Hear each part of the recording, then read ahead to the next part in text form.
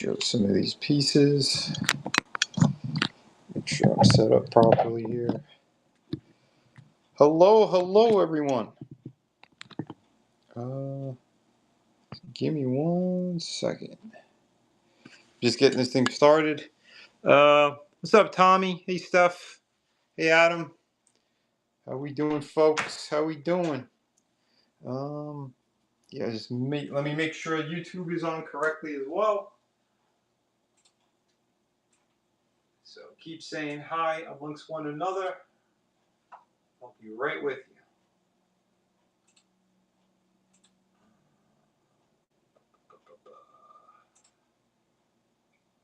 Let's see. Here we go. Get the piece. Bam. All right. I think I got everything set up properly. Good evening. Good evening. Yeah. For those just coming in, and if you don't know, I am a former lead designer at McFarlane Toys, comic book creator, and I'm actually gonna be going through a whole stack of originals for you guys tonight. Here's one of the big pieces. I have a lot of more affordable ones, but this one, yeah, this one's gonna be the big one. So if you guys are interested, this was hand drawn, inked, colored with markers and acrylic paint.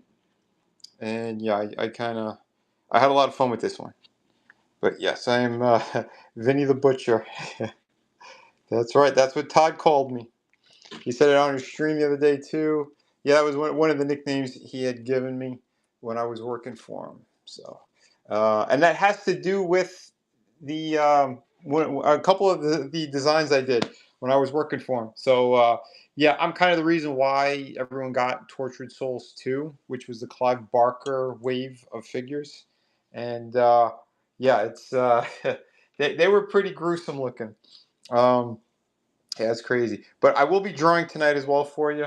I'm trying to decide what characters I should be doing tonight. But in the meantime, we'll get an auction going while I'm yapping here, because I think everyone they're in here for the cool pieces as well.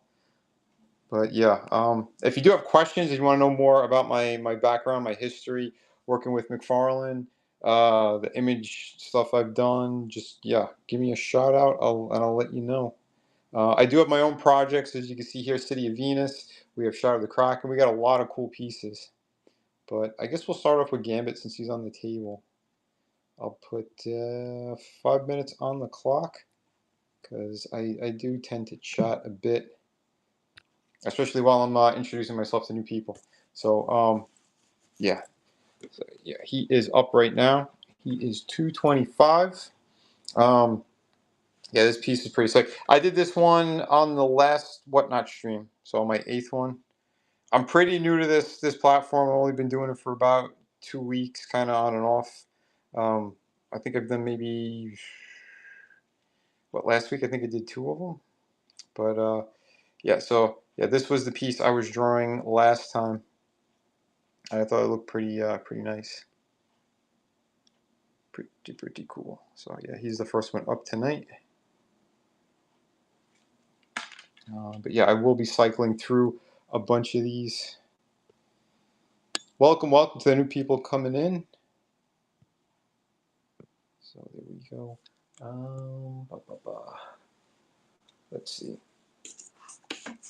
I'm gonna get another fresh piece out here, and let me see what I got. Probably do another Spawn thing. I got some more blank covers for the Gunslinger Spawn, so maybe I'll show some of that as well. Yeah, here's another cool piece that's going to be going up tonight. We got an awesome Venom. There's another one that I drew during the stream. But yeah, don't forget, folks, get your bids in. Like I said, we kind of started right away because I have a stack of originals we're going to be going through. And for those, if you guys want to check out some of my books and what I actually do, I make full comic books, story, all artwork from pencils straight through to paints. Every single page looks like a cover. Like the quality is insane on all of this. And yeah, I even do the lettering. I've run about 9 different campaigns now on crowdfunders, and everything's been fulfilled on time and all that good stuff. So yeah, like if you want some really good stuff, we have it here. But like I said, we're going to be rotating through these originals tonight. And yeah, this is, again, if you're into pirates and cool stuff like that, that's one of my books. And yeah, the level of detail is like above and beyond. And the paper quality too, you'll never see Marvel or DC doing stuff like this. Yeah, it's all about the quality. Yeah, that's one of the books. The other one is City of Venus. This is the newest one. It's about 100 pages. They're all perfect bound. And yeah, if you're into post-apocalyptic futures, hot chicks, stuff like that, this is definitely one of the books for you. But yeah, there's so much action and awesome stuff going on in this series. Here's one of the cool pages. But yeah, like I said, if you are coming in here from McFarlane's Last Whatnot, yes, I was one of his lead designers for his toy company. I've done a whole bunch of stuff. One of the other pieces I'm going to be showing tonight is one of my designs that's going to be up for auction as well. This piece, the Valkyrie, she's going to be going up tonight. And yeah, this is one of the original looks for the character before we had to make changes for the toy stores like KB and Toys R Us back in the day. But yeah, she was supposed to be a little bit more exposed and a lot sexier. But you know, the ones that did come out still look really good. But yeah, we got, like I said, a stack of originals we're going to be doing tonight. And yeah, we got about less than a minute left on the clock for Gambit. So here you go. If you guys are interested. You know, I know someone out there was vocal about it. I hope they're back at their computer or their phone.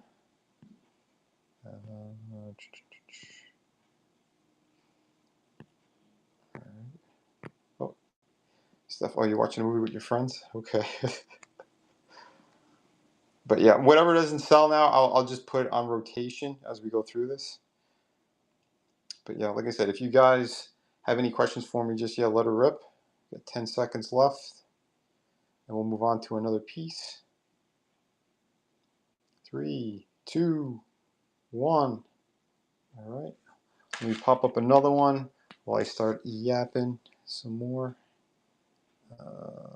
Auction. Let's see who else we got here.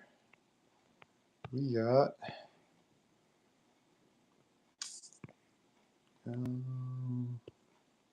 go an Absolute Wonder Woman. How about that? So this is issue 1 of Absolute Wonder Woman. This is a blank cover variant, which obviously got a sketch cover on here. So she's the next one up. So opening bid on this one is going to be $200. I put 5 minutes on the clock just again to give more people time if you're just kind of stumbling in or taking a quick look. But yeah, like I said, thank you again to McFarlane for giving me a shout out on his stream yesterday.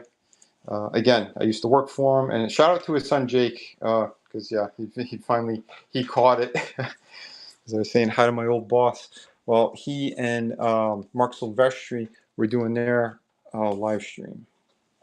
But yeah, I don't know. Let's do another cool piece here. Maybe we'll do another Spawn piece.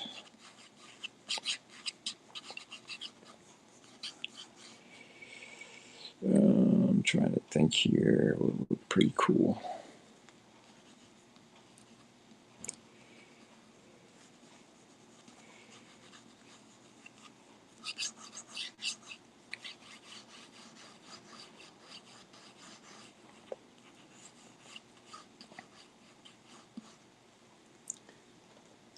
Eraser.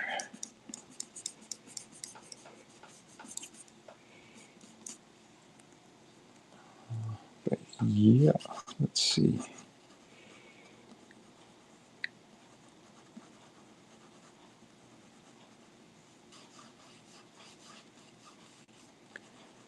Unless I do it higher.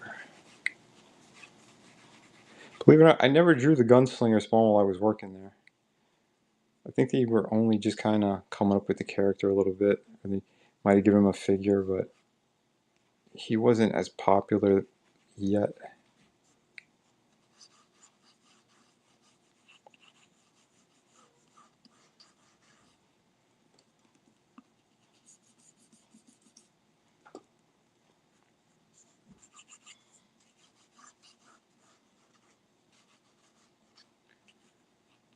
I sold one of these already, which is pretty cool, of the gunslinger. I had like a stack of these.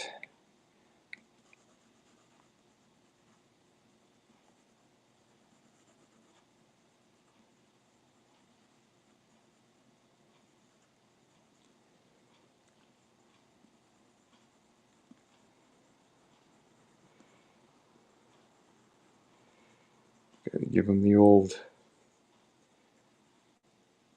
underbite. Something these characters are kind of known for. I know Greg used to do that a lot too. They had to give him like that kind of almost like that pouty lip thing, but it was like the bottom lip. Get that extra anger going.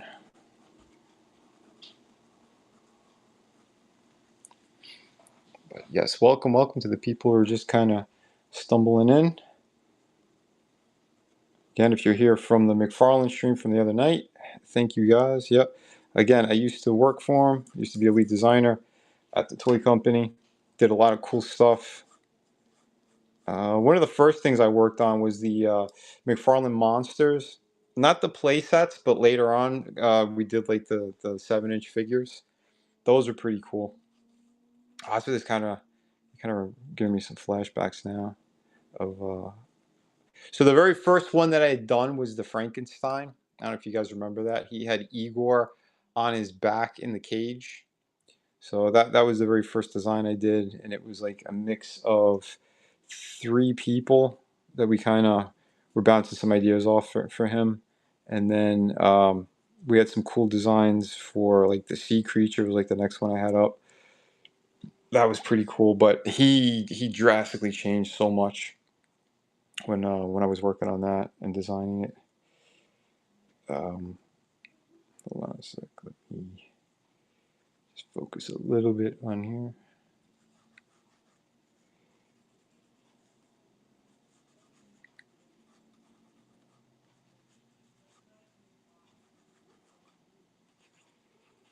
So let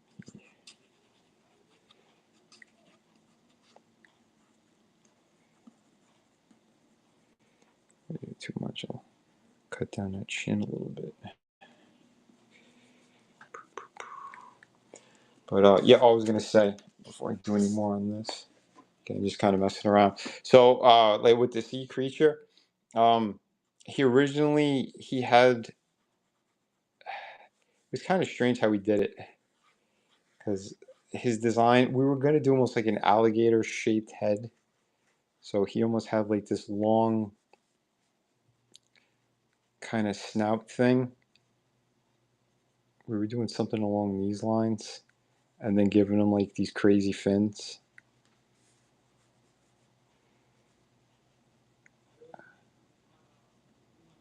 It was something like this. I gotta dig out.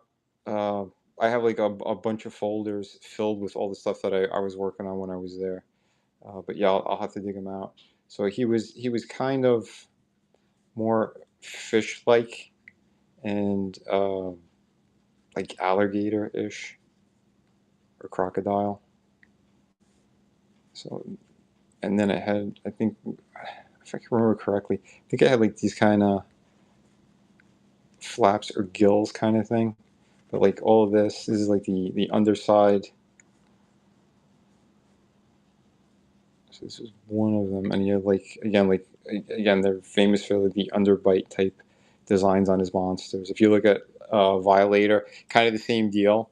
he would do like the kind of long. He had like the really skinny. If we're gonna do like his jaw, it was almost like a ladle. It was something like this. What he would do for Violator, but so we were trying to keep that consistent with some of the monsters to kind of put a little bit more of the McFarlane flair into things, but yet still kind of keep it original. So yeah, so this was kind of technically. Then we got like the little teeth, all different ones. But this was the type of thing we were. It was kind of like looking like at one point, like the sea creature, and then we'd crop it shorter. So then like you take that same design, and it'd be just a little bit shorter. He went from like almost human looking into a complete like monster. So then we did something like this. It kind of hit somewhere in between, because then they were also inspired by another creator, Sandy Cholera. He did a lot of like sea creature designs, and then they didn't want to rip them off. So like we went back and forth so many times regarding like those monsters. So then yeah, it went from something like this to something like this. Like we chopped this snout. Yeah, it's kind of crazy. Vincenzo the Butcher Tarantula. Jeez. Thanks, Tommy. Thanks to the wife. So yeah, let's enough of that. Let's put up another piece for those who are interested. We do have this really cool black cat. Let me start the auction on this one. Put 5 minutes on the clock. So yeah, this is the next one up.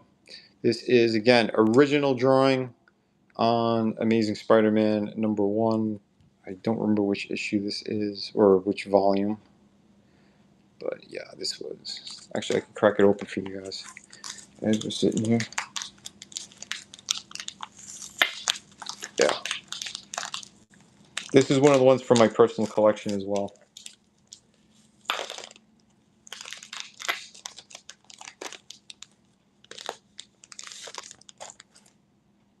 So this is actually okay. This is the one with Slot and Kamakoli. What the fuck is his name? Giuseppe. But yeah, that's what issue this is for anyone who's curious. And yeah, but this is the piece that is up right now. So,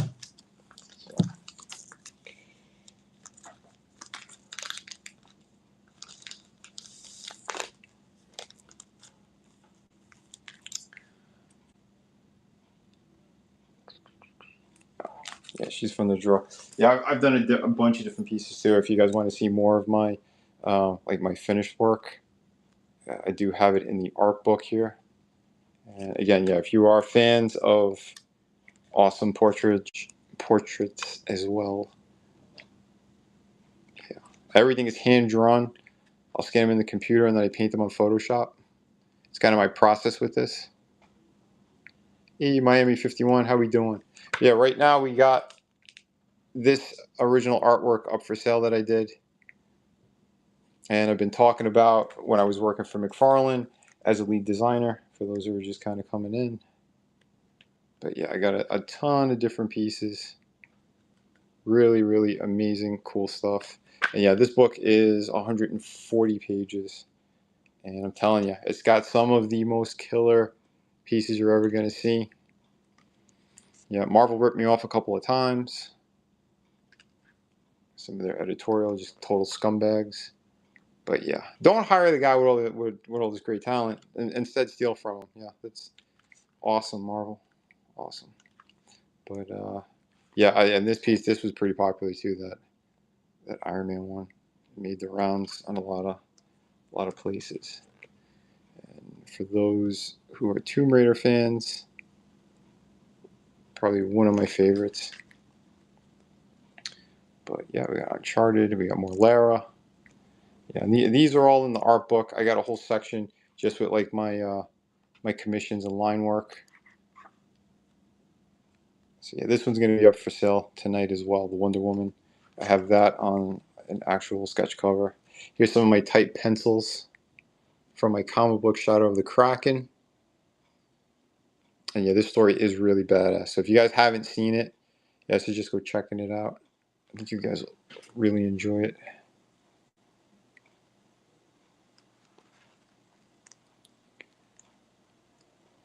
But yeah, like I said, tons of great stuff. Yeah, when I flip through some of that, I get, a bunch of different things in my head from the people I've met over the years and who has my work and all that great stuff.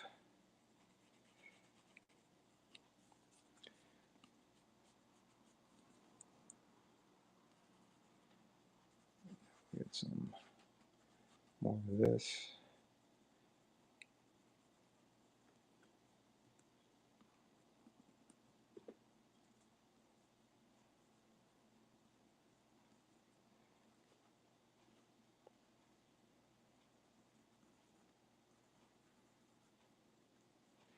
Do you guys know if Gunslinger spawns? Does he have a nose? Or is he like the other spawns too? Is he kind of charred in the face? I don't remember. I never read any of these. I give him the ripped up.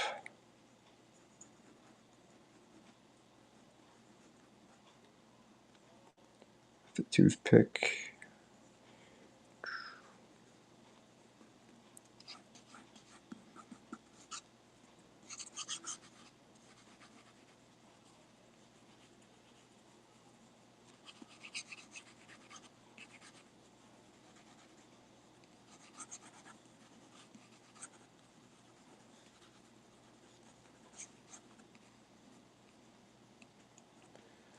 Oh, we'll put up another piece. No bigger name than Stan the Man. Yeah, that's right. Yes, Stan Lee owned two of my originals, which was super cool. Let me start another auction here.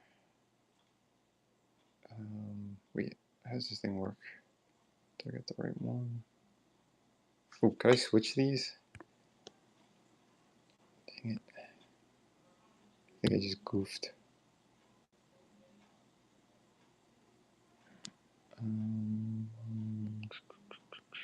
Oh, shoot. We got Black Cat a little bit longer. I hit the wrong button.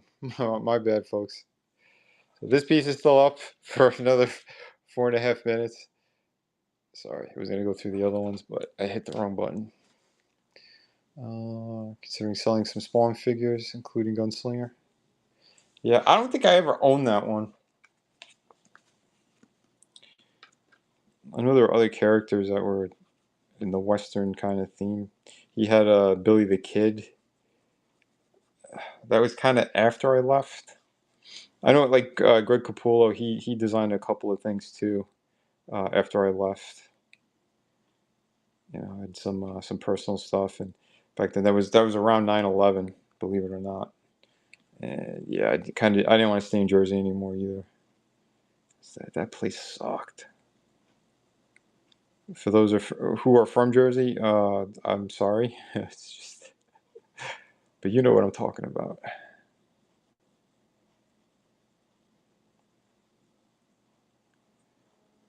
Yeah, if you know, you know. But yeah, that's interesting too. Like his first sculptors, the Four Horsemen. Like I got to meet them as well when I was living and working up there, because they kind of stayed in the area after they stopped working for Todd. They started doing the Mattel stuff and the He-Man, and yeah, I got to meet them, which is pretty cool. Really nice guys. Yeah, 30 plus years of hell. You hate living in New Jersey, yeah. Well, Todd hated going there. Yeah, oh man. Like we used to have our meetings through like a webcam, and that's when we'd kind of, you know, talk about the figures and all that stuff. But yeah, Jersey sucks. I think the year I got there, the Jersey Devils won though, so that was kind of cool. But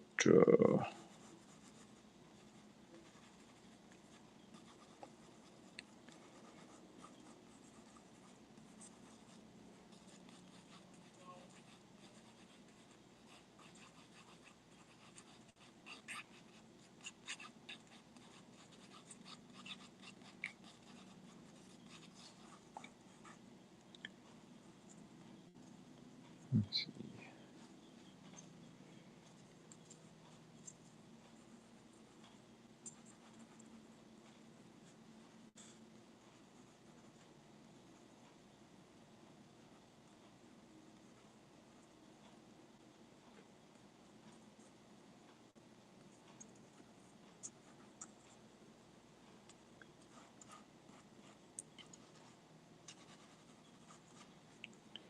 I'm just kind of roughing it out for now.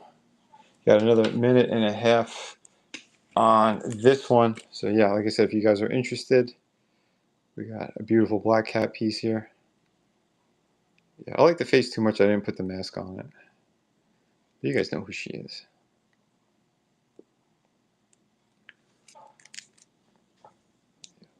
So, like I said, I'm going to start rotating these pieces. Let me see what else I got up next. Let's see. I mean, we could go big because we're interested in Battle Beast, but maybe I'll do the Chun-Li next, I think. I wish I could kind of set this up like on rotation on its own. I don't like I got to do it manually. Unless, if you guys know this platform and you have any tips for me, I'm all ears on that as well. But yeah, this will be the next one up. This was done with pencils, inks, and then colored pencil. And a little bit of marker. But yeah, this is the next one's going to go up for sale. So we got 28, 25 on the clock on this one. Since we did her back to back, maybe we'll hold off on the next round for her. But yeah, got about 10 seconds left. And we're going to switch. Just waiting for the clock to go. And then I'll put up the Chun-Li start auction. 5 on the clock. So this is the next one up, folks. And yeah, it's $250 because yeah, I did put some color extra work in here. I did the inks. Yeah, it's a pretty color piece. This one is on a Silver Age backboard, if you guys are curious. So there you go. I'll put that one there. I don't know. I feel like drawing something else. Because I just kind of roughing this one out for now. I don't remember his full costume either. I don't think he's in this issue. No, he's always got those big lapel things.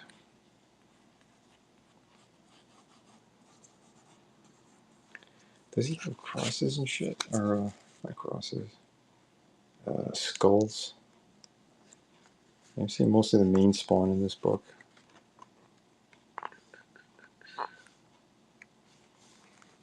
Yeah, I honestly haven't read a Spawn comic book in like decades. Oh shit, I can't keep working on this one. This one actually is damaged. Shit. I just saw it. There's a rip in this, so this one's gonna be cannon fodder. So never mind about that. I'm not giving damaged books to people. So we'll work on a new piece, I think. Oh, this is the other one I was kind of roughing last time. Maybe I'll do a little more work on this. We got a Deadpool Wolverine one. This one's in good condition. Yeah, this one's in good condition. Not bad. Maybe I'll do a little more work on that.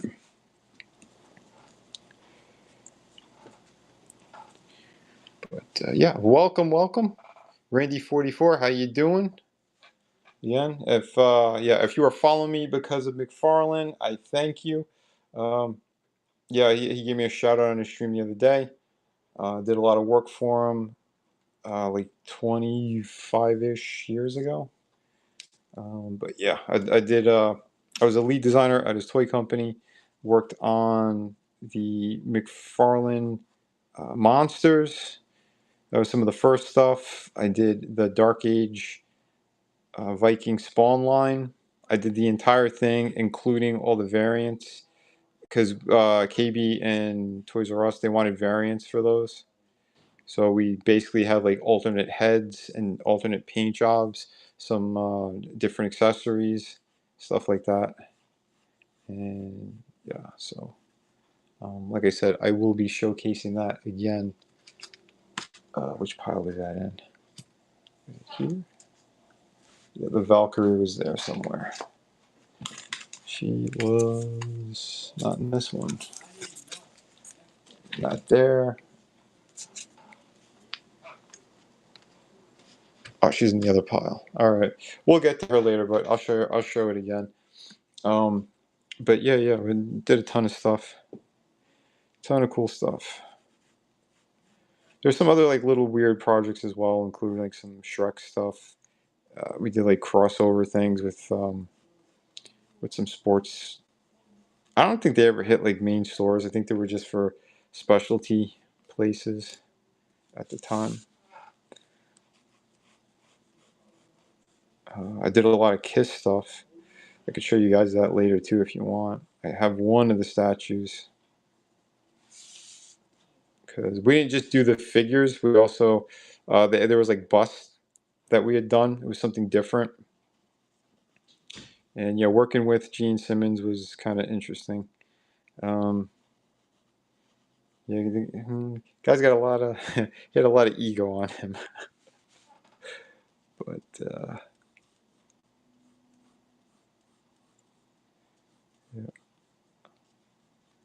make sure that looks right.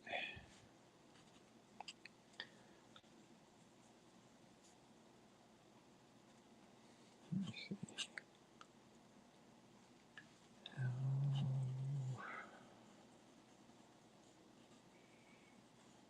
Put straps here.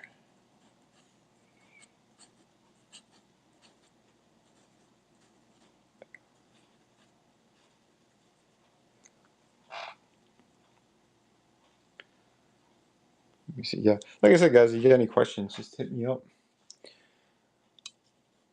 and I'll let you know.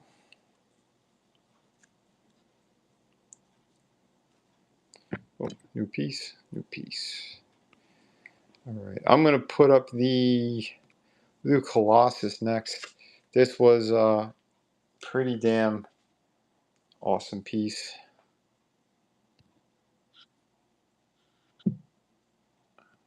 Put 5 on the clock. So this one's actually done with acrylic paint, and I have a metallic acrylic paint that I put for his face and his hair. So yeah, this is the first time I was actually messing around with some paints. His the red and yellow, that's regular acrylic paint, and then his skin is actually metallic. You can see it reflecting in the light. I also, yeah, I have it in a plastic too, but there is some extra reflection going on in there in this one. So yeah, if you're curious, if you're looking for them, yeah, and it is signed, ready to go. I ship everything out like immediately. So yeah, if you're looking for some of this cool stuff, you're in the market for it, definitely jump on those.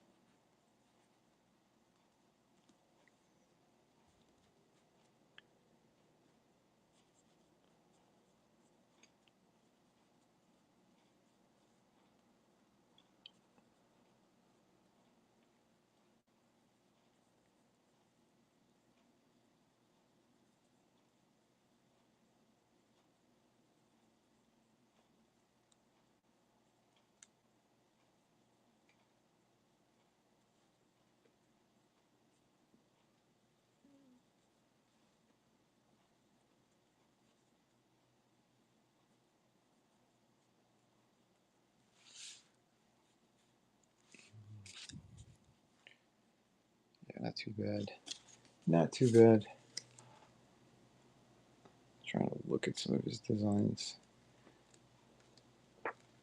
Yeah, I had a really cool, couple of cool Deadpool pieces in here as well. Let me see. Well, aside from the pencil, I got some color ones as well.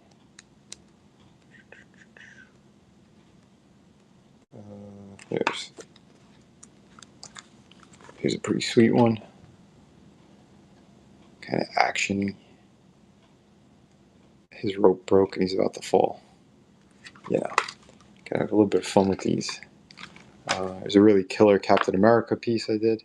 This is one of the ones that Marvel had stolen the image. I was dealing with some of the editors, and they took these and they gave them over to the video game company, and that was the cover for the really bad movie video game.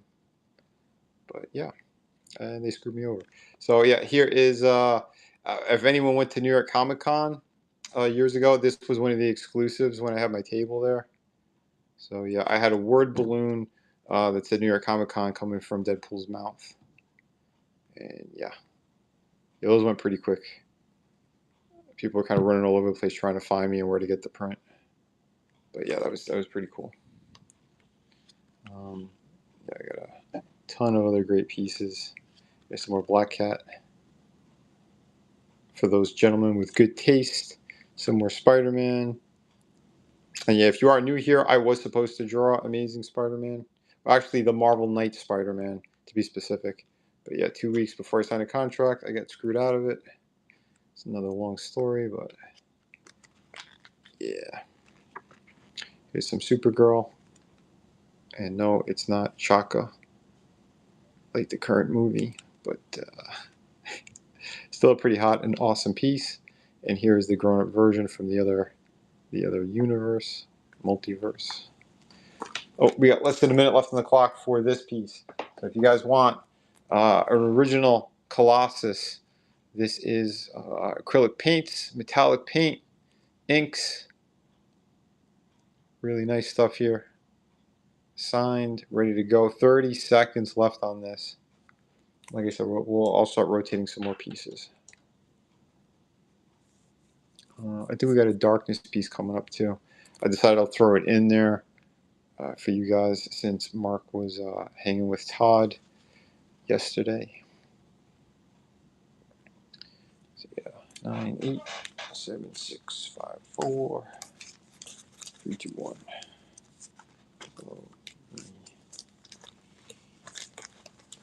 It's back, and then we'll get to the next piece, which I believe is going to be this one. So this was done with blue pencil. And yeah, I've done a couple of darkness pieces in the past. He's always a fun character to draw. So he'll be the next one up. And start auction.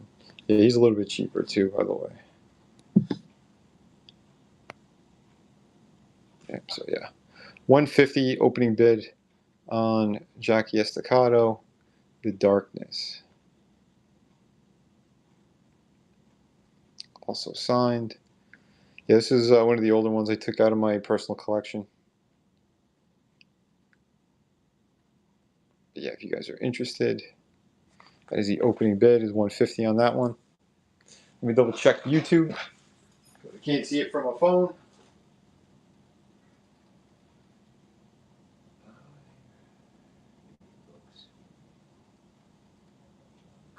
Hey, thank you, everyone. Nice. Yeah, let me make sure I have the whatnot in there for you properly, too.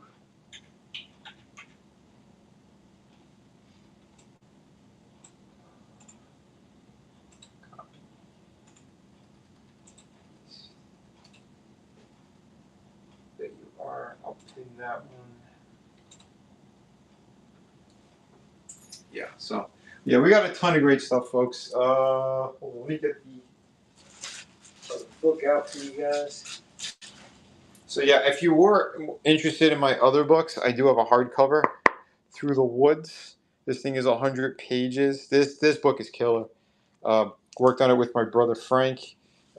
In this specific one, I did a drawing, but typically they won't come with drawings. Just the actual main story. But it does have a bookmark and an ash can cover by Kelsey Shannon. another super talented artist and all around good dude. But yes, this one is a ghost story. So if you are a fan of Evil Dead, stuff like that, you might dig this one. And yeah, this book is a completed story. And I'll just kind of get to the beginning here a little bit. So we have an investigative reporter, Laura Langley, who actually inherits a property in upstate New York, and then finds out that the land was once a loggers camp, and there was horrific stuff that happened. And yeah, you'll see how it comes full circle. But we have some flashbacks in the past. Everything is full color in here and super, super awesome. This is one of our main characters. Yeah, this book is just a whole hell of a lot of fun. And very, very satisfying as well. So yeah. And this is in the buy now section. I did something really cool too with like some of the flashbacks. I went like sepia with it. So it was pretty fun. But yeah, this thing has just got like a ton of awesome, incredible visuals. It was like the cliffhanger from the first issue. But yeah, this is super badass. So if you guys are interested in some high quality storytelling and everything, I think you'll dig it. Adega, what's up, buddy? Good seeing you, man. Hope you are well. Yeah, we got some original pieces I'm selling tonight. Trying to make that cheddar. Definitely need it. But yeah, like I said, if you guys want to hear any more like stories about working with McFarlane, you let me know. But yeah, like I said, I'll doing some more drawing tonight. Let me see, what do we got up next? So right now, this is the one that's up for bid, 150. If you guys are into the Darkness, Mark Silvestri's character. Gambit's going to be going back up later. Who do we have next here? We got a couple more slightly pricier ones as well that are coming up from my, again, personal collection. But yes, this is the one that the bid is going for right now. I don't know why it's not catching the blue properly. But here, I'm trying to put a light on it. There you go. This is pretty neat. Don't know if we got Top Cow fans out there tonight. But yeah, it's one of Mark Silvestri's characters. So we got about 10 seconds left with this one. Oh, it took you a minute to get access here? Oh, shit. Yeah, I hope you're doing well.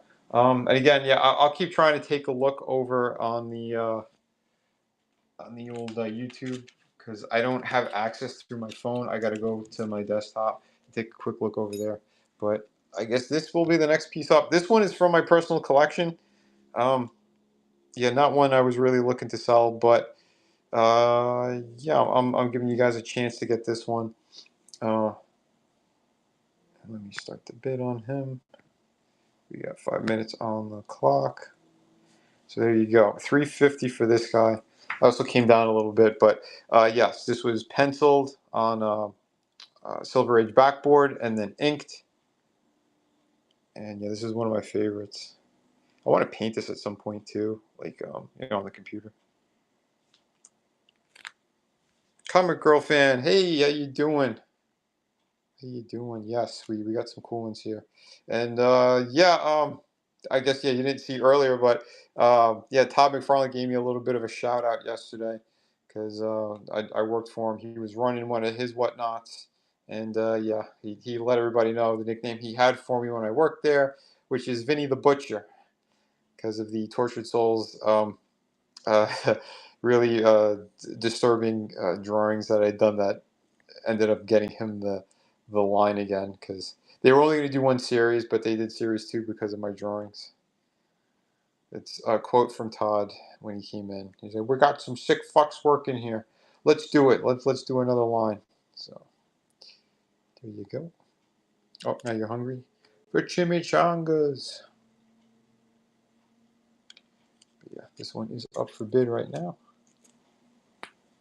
Very cool piece. And yeah, I was actually working on another Deadpool tonight. Yeah, because I had a couple of them kind of roughed out, and then I jumped back in during the streams. But yes, yeah, Comic Fangirl. I think you saw when I was roughing out the Venom, so he's finished. He's going to be going up tonight as well. I finished the Gambit piece, which I know someone who was interested in it, but I think they walked away for a minute. They're doing something else, so I don't know if they wanted it. You gotta work fast. You gotta jump on that. But yeah, so it was pretty cool. Yeah, Todd was with Mark Silvestri yesterday, doing a whatnot, and I think Mark was pretty new to all of it. So that was interesting. Yeah, he took a pause too. When Todd said that, he was like, "What, Vinny the Butcher, huh?" So I was trying to say it in the chat, but I don't think well, they weren't seeing it because they were kind of drawing and signing. It's McFarlane's son was kind of handling the whatnot in the chat for them. But again, yeah, pretty cool. It was nice to see Bridget and Wanda again as well. I used to see Wanda all the time. Whenever we did um, the weekly meetings, she'd usually be in the room before Todd and kind of cleaning up his toys. It was funny. It was looked like a mom taking care of her kid because like they were all over the place, and she was just kind of setting it up properly and pretty funny.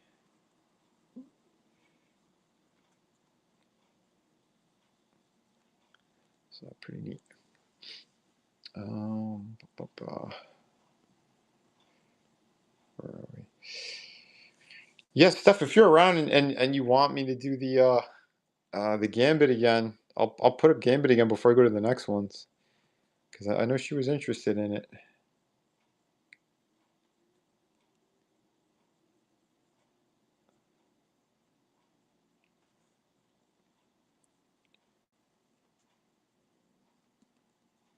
What's up, Chris? Welcome, welcome.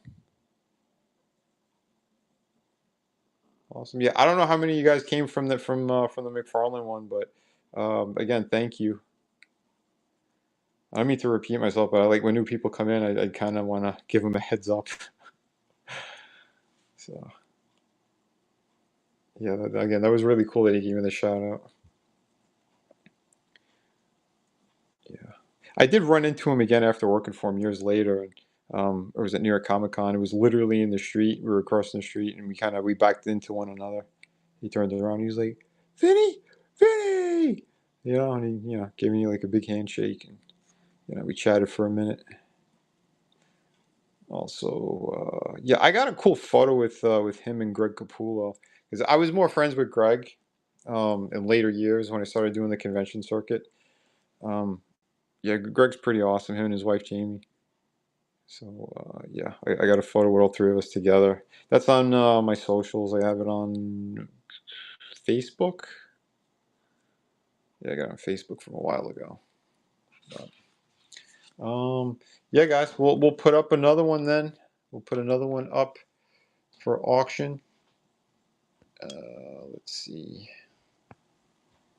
We actually Destro and then Doctor Doom is next after that. So yeah, the Destro piece is pretty sweet. This one is one that I did with pencils, inks, and then color pencil. See, all the color is color pencil on this one. So let me start that auction. So yeah, he is the next one up. This was from Destro #1. And yeah, pretty cool stuff. So I'll get in there a little bit better.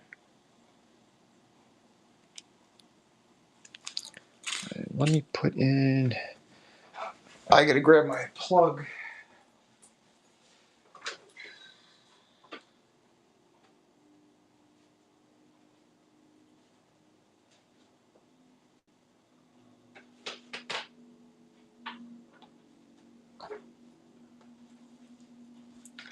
There we go. can't believe how quickly this app eats the battery on phones though. Jesus.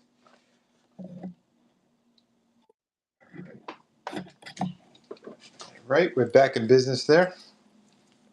So yeah, this is the next one up. You guys are into some really cool stuff. Super detailed artwork. Yeah, the opening bid is 300 on this.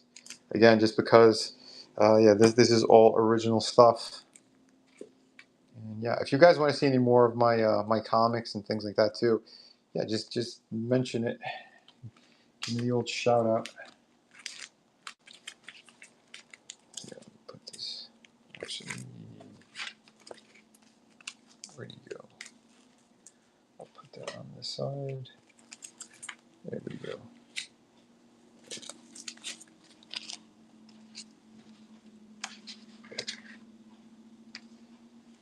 See, I have a couple of them that are going to be like 2-page spreads.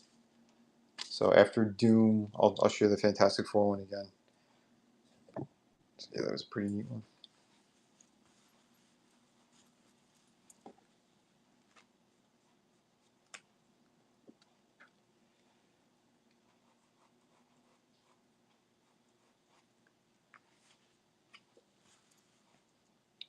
So yeah, that's the one I'm currently roughing out. So not too bad.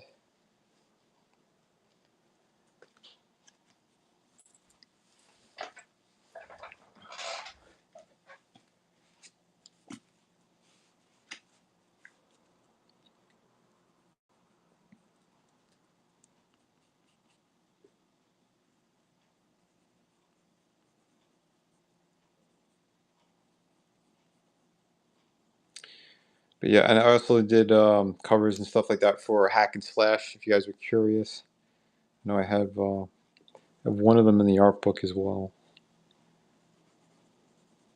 Probably the most famous one because they used it for the convention circuit. Where'd she go? She's in here. She's in here. There she is. So yeah, this is the Hack and Slash, the variant cover for issue 3 when they were at Image. And yeah, this thing was blown up to like 20 feet high. And they were using it during the convention circuit that year. I think they used it for like 2 years, but yeah, it was pretty awesome.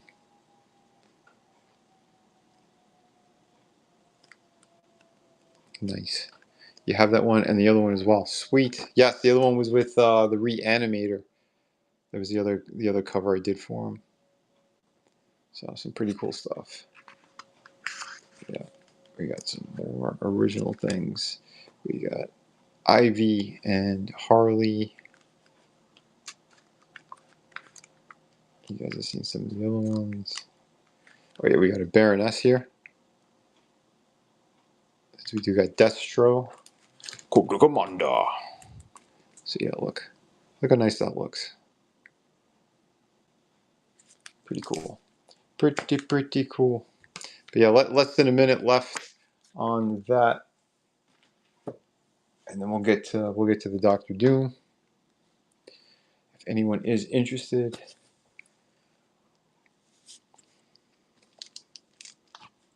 Yeah, this is the next one up. Also a piece that I drew for the Whatnots. So 20 left on the clock for good old Destro. Come on, you want to buy me? I don't know what the hell I'm doing, but 8, 7, 6, 5, 4, 3, 2, 1. That's it for him. We'll get to this piece now. This is again one I was drawing on Whatnot. Finished it up, and now he is up for sale. No, not 30. We'll do 5.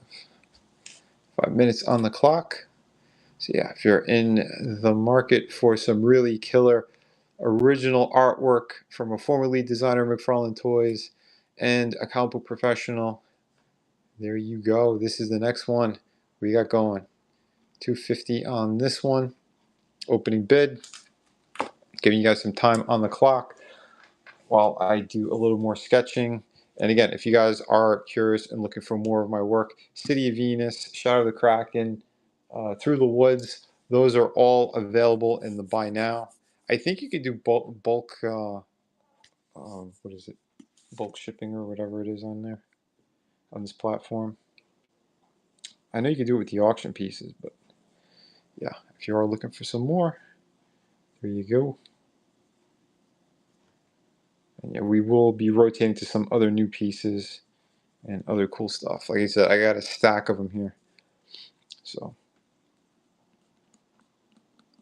pretty cool.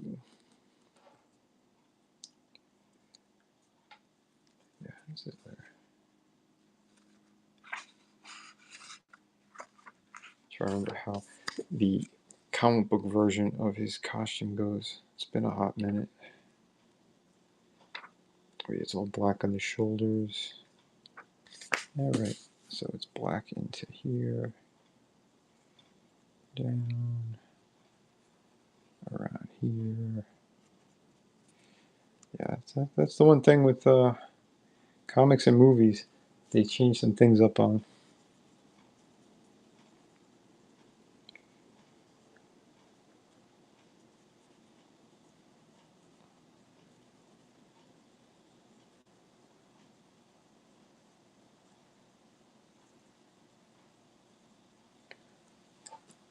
Welcome, welcome.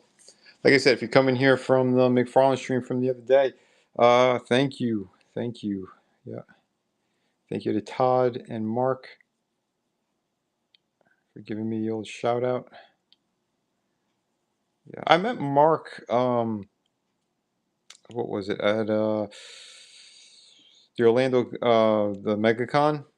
And yeah, it's the first thing he said. He goes, "Oh, Vinny, oh my God, you're one of my favorite artists." I'm like, "Yeah, I'm also the guy who designed your Ripclaw figure from McFarlane." He was like, "What? I love that figure. You did that?" I'm like, "Yep." When I worked for good old Todd. So it was pretty cool. I did all those original Image comics.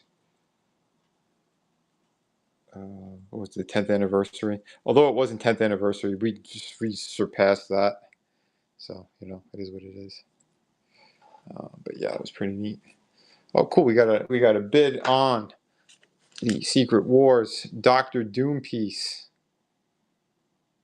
Awesome. If anyone else is looking, you might wanna jump on that. We got a minute 40 on the clock left. So yeah, since we have a bid, I'll showcase a little bit more before I do any more drawing. So yeah. And again, these pieces go out right away. So hell yeah. You're not going to want to miss out on these. I got a Fantastic Four piece I'm going to show after this one. So yeah, that one's a 2-pager.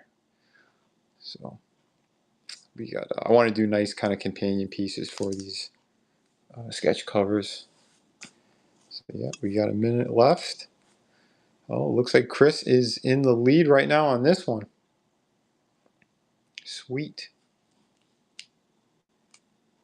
Yeah, again, I drew this one during one of the Whatnot streams and finished it, so it was pretty neat. Like I said, we got a badass Gambit. I'm going to be showing him again later. That's another cool one. Did this one on the last Whatnot stream, so that's a pretty cool one too. But yeah, he's a lot of fun to draw too. So we have 20 seconds left on the clock. Is Chris going to be walking away with this one? It looks like he will. And 10, 9, 8, 7, 6, 5, 4, 3, 2, 1. Congrats, Chris, dude. Awesome. Awesome. I'm going to put this aside for you. But yes, this will be going in the mail tomorrow. So hell yeah, man. Thank you so much. I appreciate that. Like I said, if you haven't seen my other books, I am a comic book creator as well. I wasn't just a toy designer. You know, I did stuff for Image Comics. We have Shadow of the Kraken here. This is my original story. I did everything on here. Wrote it, drew it, inked it, colored it, lettered it. And this is a killer story too. So if you're into pirates and that type of stuff, yeah, I try to make it more of a traditional pirate story with some really cool twists. And yeah, the treasure that they find kind of in the beginning of the story, that one's pretty cool. This was pretty unexpected. And yeah, the treasure also had another item in there. And it's this skull that has all markings all over it. So it looks like a map, but it's also coded. So it leads to other things if you could crack that code. And yeah, lots of twists and turns, action, adventure, betrayal, you name it. Everything a pirate story needs, including I'm only having some in the series. There's going to be pirates from history in this. In the first issue, we have two cameos from pirates that you know and love out there. So that was pretty cool. But enough of that. We'll get back to the next piece up. We got this killer Fantastic Four piece, which is a double pager. So let me start the bid on this one first. Where are we? We got start auction. I'll put another 5 on the clock. And yes, so I'll show you this one. And a little bit of like a story in this one, which I thought was pretty neat. So we got Ben Grimm facing off with the Hulk. That's whose arm is here. But on the other side, we do have the other Fantastic Four members. And like they're kind of trying to stop Ben from engaging with the Hulk. And yes, he does have blue eyes. So there you go.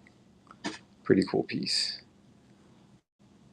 There's Johnny, Reed, and Sue. So yeah, this would be a nice complementary piece for the Doctor Doom one. So that is what is up right now. Again, this was the one that just sold to Chris. So thank you again, Chris. Again, I'll be packing it up. It'll be going out tomorrow. But yeah, big fan of all this stuff too. And for those who didn't know, yes, I am a comic book professional. I am a former lead designer of McFarlane Toys. And yeah, I got a bunch of my own projects. The art book is fantastic too. If you guys have not seen them, I got 2 different art books. This is the big one, 140 pages. You'll see a lot of characters behind there you might know and love.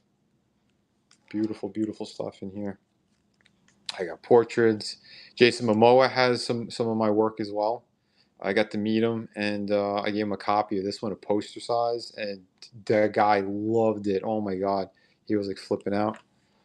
Super, super cool. Great dude. Yeah, some of the other really nice pieces I got here. Here's the Conan. Oh, you guys hear it too? They're gonna make an animated Conan cartoon. The dude who did Primal, he's actually gonna be doing it, so that's awesome. Looking forward to that. Huge Frank Frazetta fan. I wanted to draw Conan to kind of have a mix between him and John Buscema, but yet have my style with my paints, and that's what I came up with. So pretty damn sweet. We got some other cool pieces in here. Yeah, I got a little bit of everything, including portraits. I got to meet Matt Ryan. He's awesome. He wasn't just Constantine on the TV series, but he was Edward Kenway in the Assassin's Creed Black Flag video game. Awesome dude. Got to hang out with him for a while.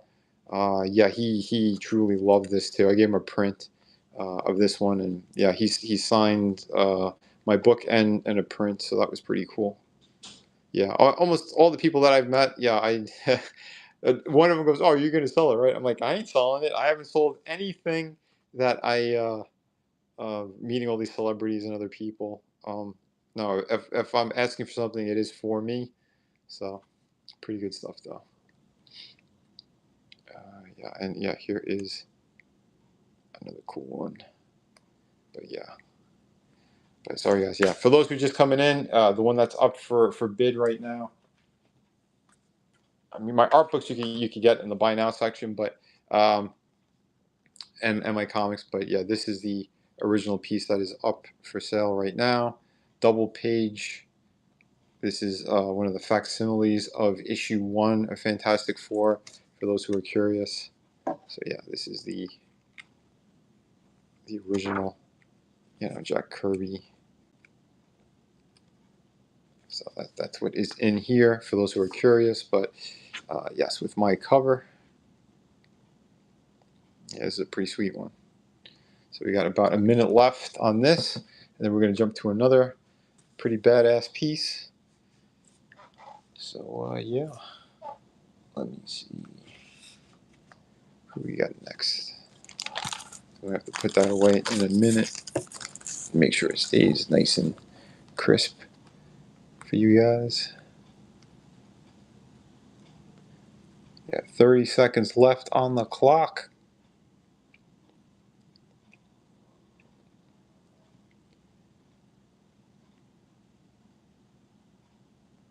So not too bad. Have you guys seen the movie? Oh, 10 seconds. 10, 9, 8, 7, 6, 5, 4, 3, 2, and 1. All right, we're going to get to the next piece in our auction tonight. Put this one back here. Okay, doing them in little groupings at the moment. So, oh yeah, we got the Gambit one up again. Start the auction. So, 5 minutes. So yes, the Gambit piece is going back up right now. Again, this is the one that I drew on my last Whatnot stream. So if you are looking for a really badass Remy LeBeau, here he is. Pretty good stuff here. What is this?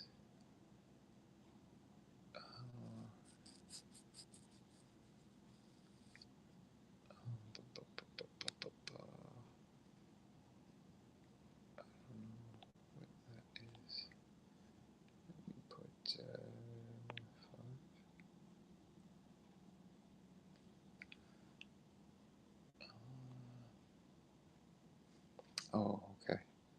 My bad. I hit the wrong thing there. So yeah, this is the next one up. Yeah, I think I'm gonna draw some more X-Men characters. I mean, while I'm doing the Deadpool, but I think I'm gonna do a few more for future streams. I might do something that a little bit more simple, so that way the price is a little more affordable too for some folks. I try to give like a range on these because I know times are tough for all of us.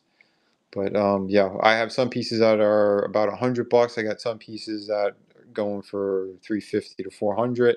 But yeah, like I said, I have a stack of them tonight, so we're kind of going through all different ones. You're gonna see all different price ranges, and it depends too on like how much time and work I put into it. If they're penciled, if they're inked, if they're colored, if they're all three, So, but yes, he is the next one up right now on the old. Let me make sure I get this thing angled right. And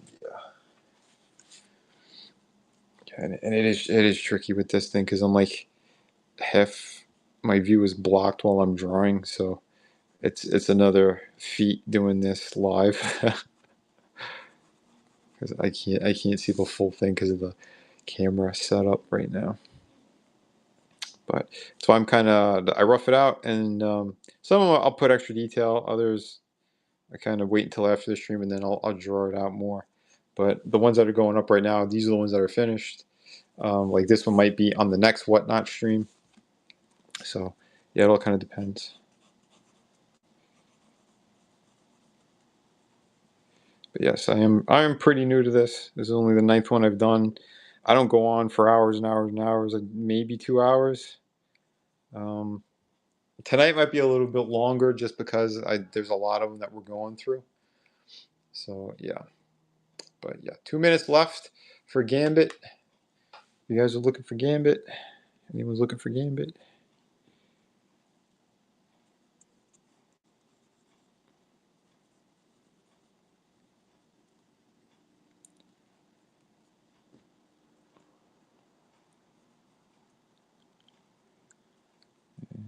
Yes.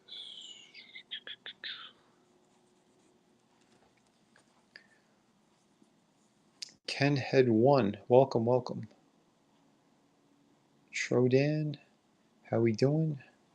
Cards and Comics. Cool, cool. Yeah, like I said, if you are new, yeah, please check out some of my other stuff. City of Venus, I have a killer trailer on my YouTube channel. It's like the first thing you'll see when you go there on the main page. And yes, I animated like the whole like the opening stuff. Um, yeah, it's pretty badass, and it gives you like an intro into the world. So if you are curious about it, everyone who's gotten these projects, they absolutely love them. I haven't had one single bad review. Everyone's like, "Oh my god, these things are fantastic." So, if you are curious and you want to check out more of my stuff, I do have the buy it now section. If you do see the ones that say like 15 bucks on them, and it says like battle damaged, it's typically just like minor issues on like the corners from the actual printer or in how they shipped it to me. There's just like little. It's not really much, but I try to make it at least the ones that were damaged enough that I'm not going to be putting full price on them. But there's two of them that are left there that are slightly damaged, but the interior stuff is all pristine, incredible. Again, yeah, these projects are super badass. This one is 100 pages. It has both issues 1 and 2 in it. This is volume 1. It's perfect bound. They come signed. And like I said, some of the highest level of artwork you're going to get in comic books today. I just put my all into everything. So, yeah, for those who are just coming in, yeah, that's a little bit more about my stuff. All right, we're going to put up another one. And we're on to Magic. If you guys like booty, we got Colossus's sister up here next. And put 5 on the clock. Yeah, she's at 150, so I say that's pretty reasonable. She is done on Silver Age backboard. So pretty cool stuff here. And again, for those who do end up buying pieces that are on Silver Age backboards, I'll throw in like a surprise piece for you guys. It might be like the slightly thinner, the volume 3 art book, or it might be a comic. It all depends. I kind of make it random on purpose so you guys have extra cool surprise.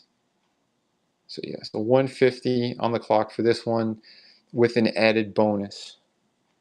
So if you guys are into Colossus's sister, this is more of the modern design for her. And yeah, beautiful, nice, tight drawings. I'm kind of known for drawing the ladies because it's fun. Although I know Todd called me Vinny the Butcher, but it wasn't for anything bad. It was just the design of the Tortured Soul stuff that I did that were pretty gruesome. And that's why he gave me that name. And yeah, so pretty cool. Pretty cool.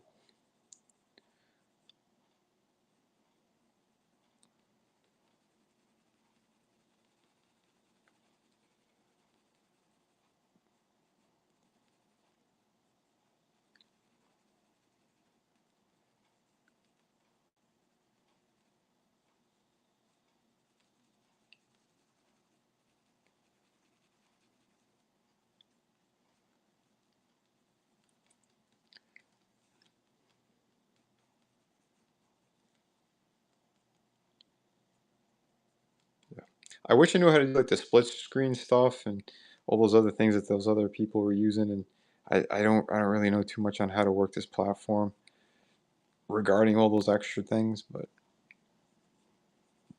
um, yeah, like I said, I am taking a look at the chat on here. I'll occasionally get up and take a quick look at YouTube because I'm streaming over there as well tonight with this. But people can only put bids through Whatnot. So if you are watching on YouTube, yeah, I suggest clicking the link and coming on over in the chat over here. That way I do get a better look at seeing everything and what you guys are saying.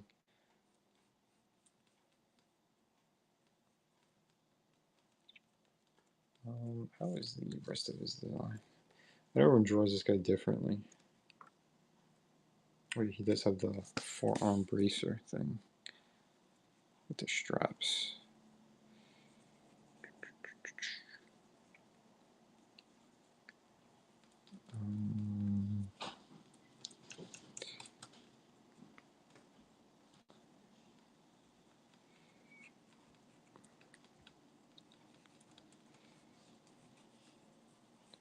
What does he have here?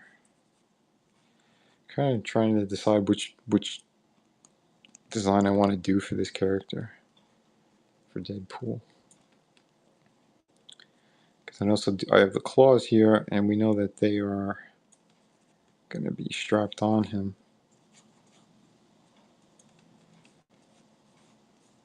I'm kind of do it like the movie a little bit.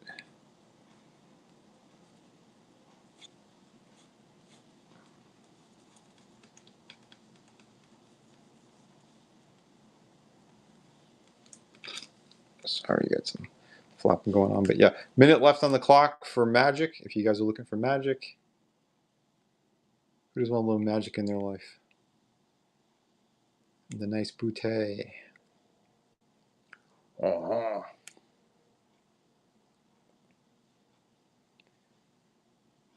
But yeah, 45 left on the clock.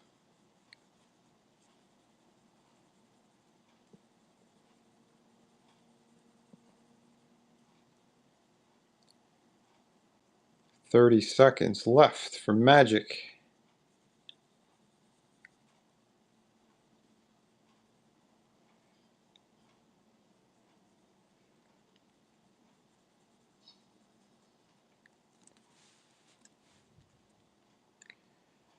And we are down to 10, 9, 8, 7, 6, 5, 4, 3, 2, 1. All right, nobody for magic tonight.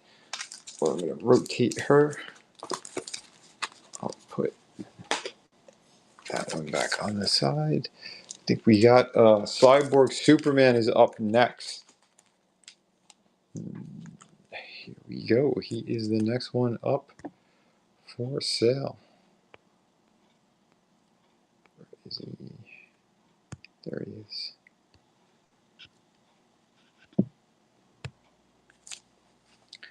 So, yep, here is the next one, folks. So, yeah, I have a little bit extra on this piece, too. I didn't do a full backside,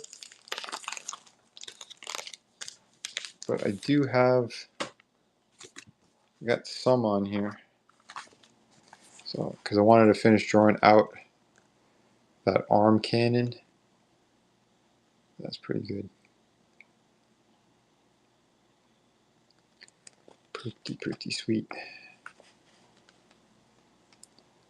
So yeah, he is the next one up here at 250.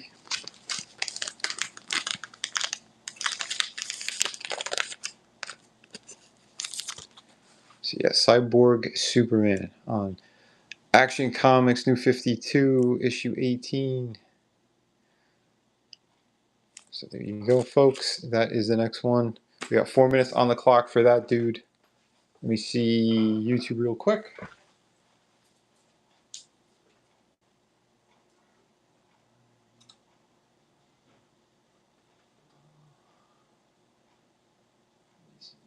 Padres in the house.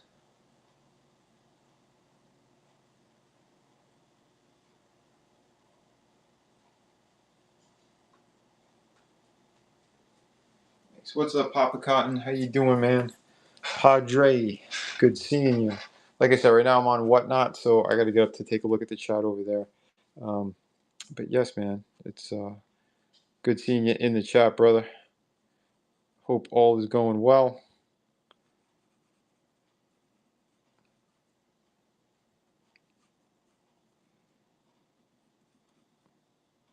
Let me see here.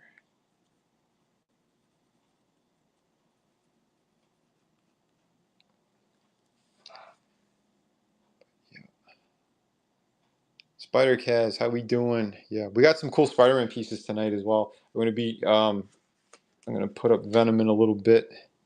He's gonna be going up tonight. This one I did on the previous Whatnot stream along with the Gambit piece. So yeah, yeah, this one's gonna be going up. Gambit I showed twice already, but yeah, Venom's gonna be coming up. We got a real cool Spider-Man and MJ piece. Let me see what else we got here. We still got a good amount. We got some Spawn pieces from when I worked with Todd. Um, yeah, I hadn't drawn the character in a while, and then he had that contest that was going on like 2 years ago, whatever it was, and everybody was like, "Really, you got to do it, you got to do it." And I'm like, he's not going to pick me because I already worked for him, but I did them anyway because it was fun to do. It was almost like flexing a muscle, getting back into drawing those characters, and yeah, I did some two pretty cool pieces. One was the Clown Violator and the other one was good old Spawn. And in one book, I have all the type pencils and inks, and in another one, I have it all kind of fully colored. And yeah, they are pretty damn sweet. So if you want to see those again, when we get to the rotation on that, I will show you those pieces. So if you want to stick around for that, pretty good stuff.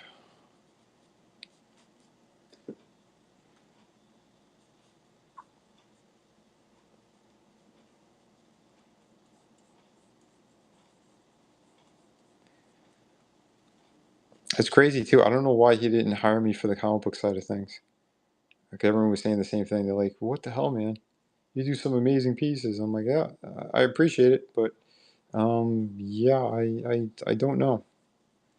I don't know. It's I gotta take that one up with Todd. I'd be happy to work for him again. Like I said, these characters, they're fun to draw.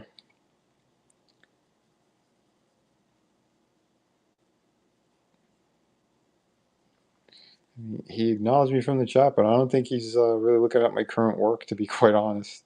If he did, he'd be kicking himself for not rehiring me on his other company.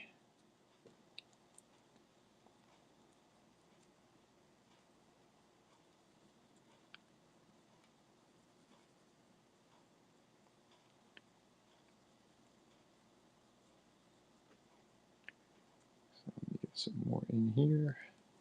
All right, we're gonna get to the next piece. And who we got? Who do we got next? Okay, oh, we got this Killer Thor piece. Oh, you guys are gonna like this one. This one's pretty badass. Let me see, 5 minutes on the clock. We got this awesome Thor piece. We got the lightning starting in his eyes. Yeah, this one's really cool. This was a lot of fun. I got the lightning in the background. Yeah, he may think you more on the toy side, not the comic side. I don't know. I don't think he's seen my current work. It's only the stuff that I was doing, those designs when I started working for him. But yeah, trust me, he saw the current stuff. I know because a couple of my friends were working for him. Yeah, I knew the inker Adelso. He's been doing stuff with him. But yeah.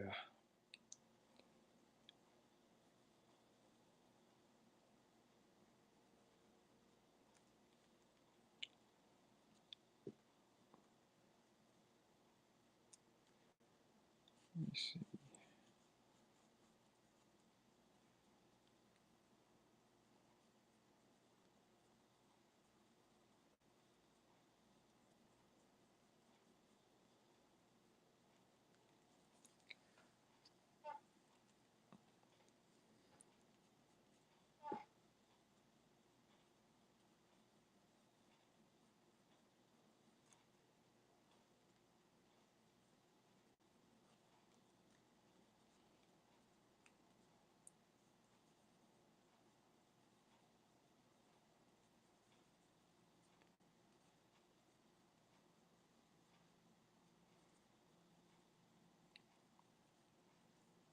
Sorry if I'm a little quiet. I'm just kind of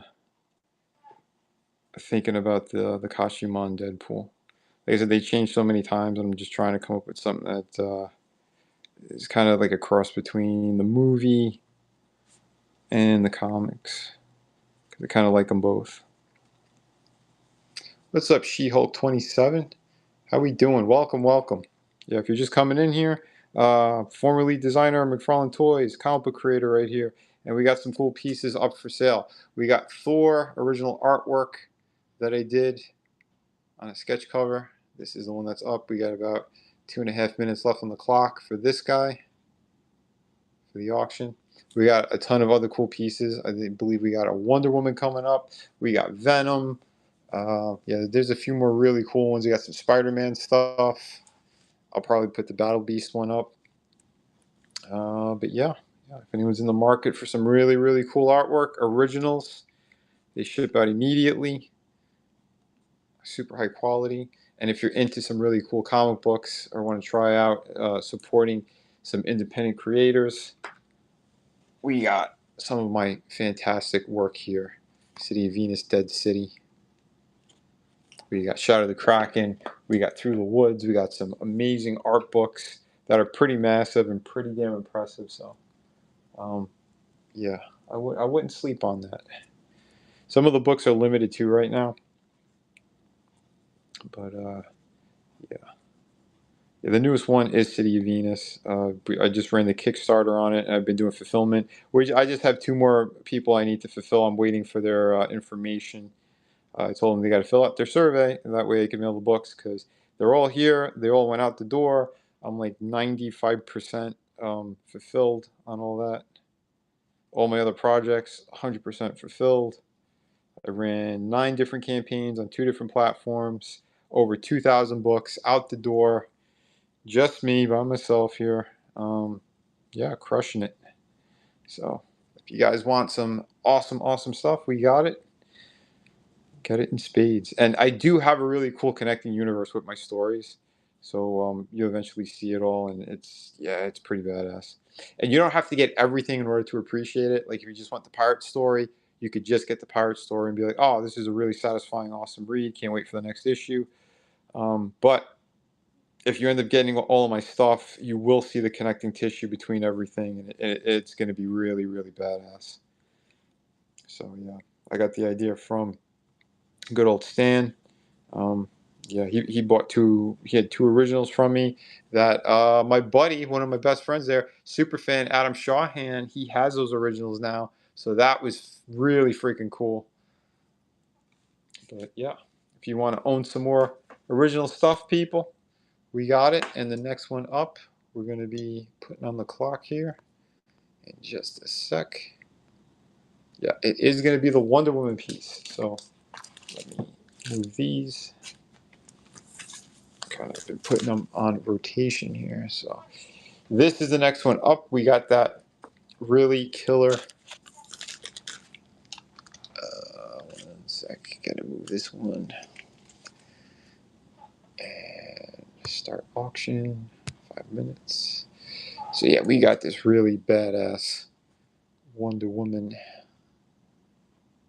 She is up for bid right now. $225.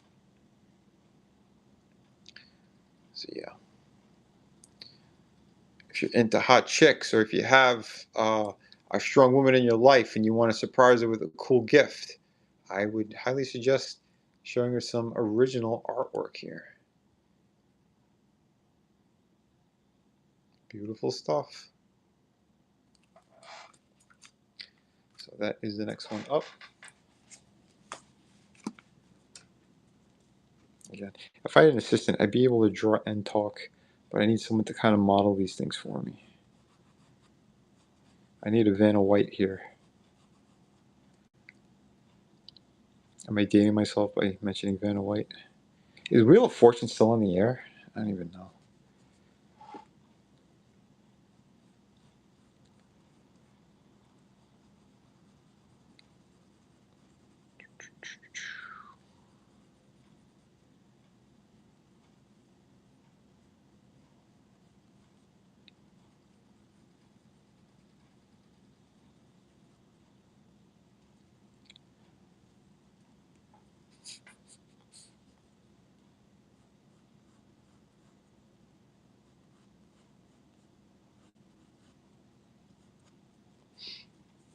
Welcome, Dark Universe. How we doing?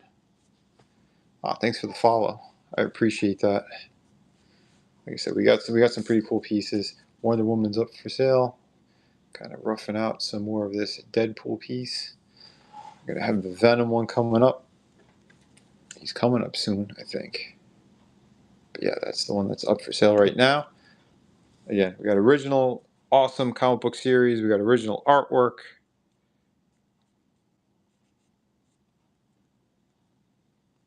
So yeah, if you're looking for quality, you're looking for great stuff from an independent creator, formerly designer McFarlane Toys, image cover artist. I'm right here, and I'm selling some good stuff.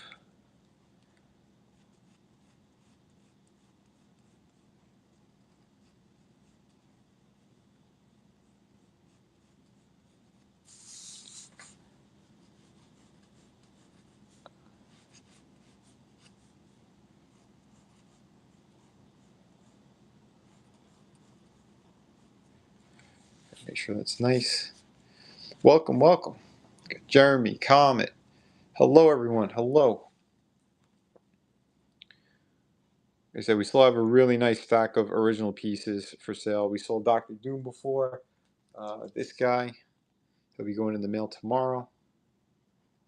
Beautiful stuff right here. So thank you again, Chris, on that one.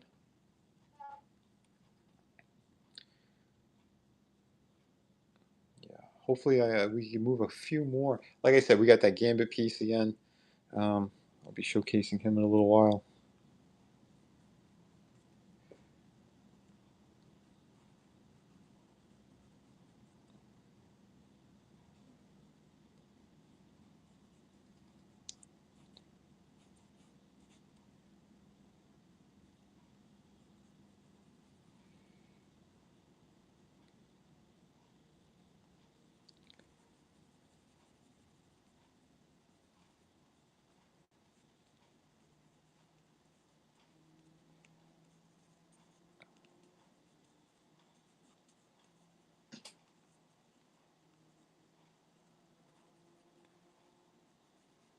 Kind of figuring out how I'm going to connect all this.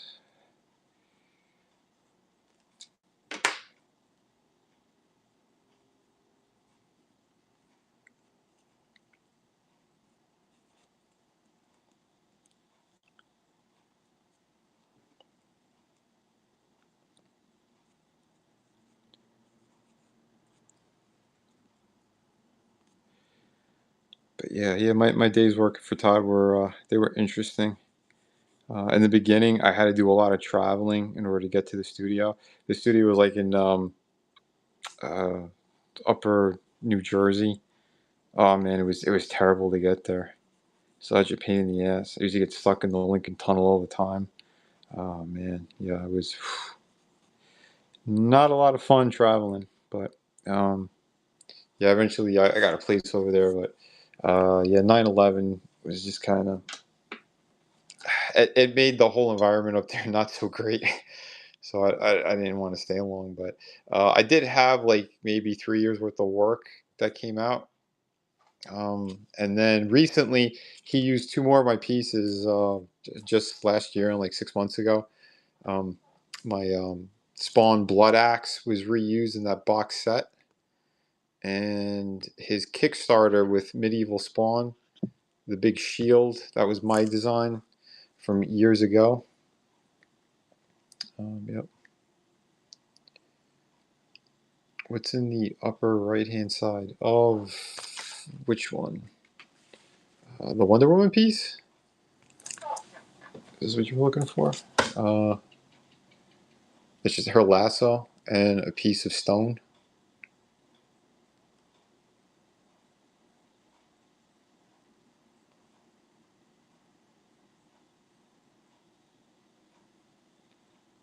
Yeah, I don't know what is it. The names you were looking for, or the what the issue is?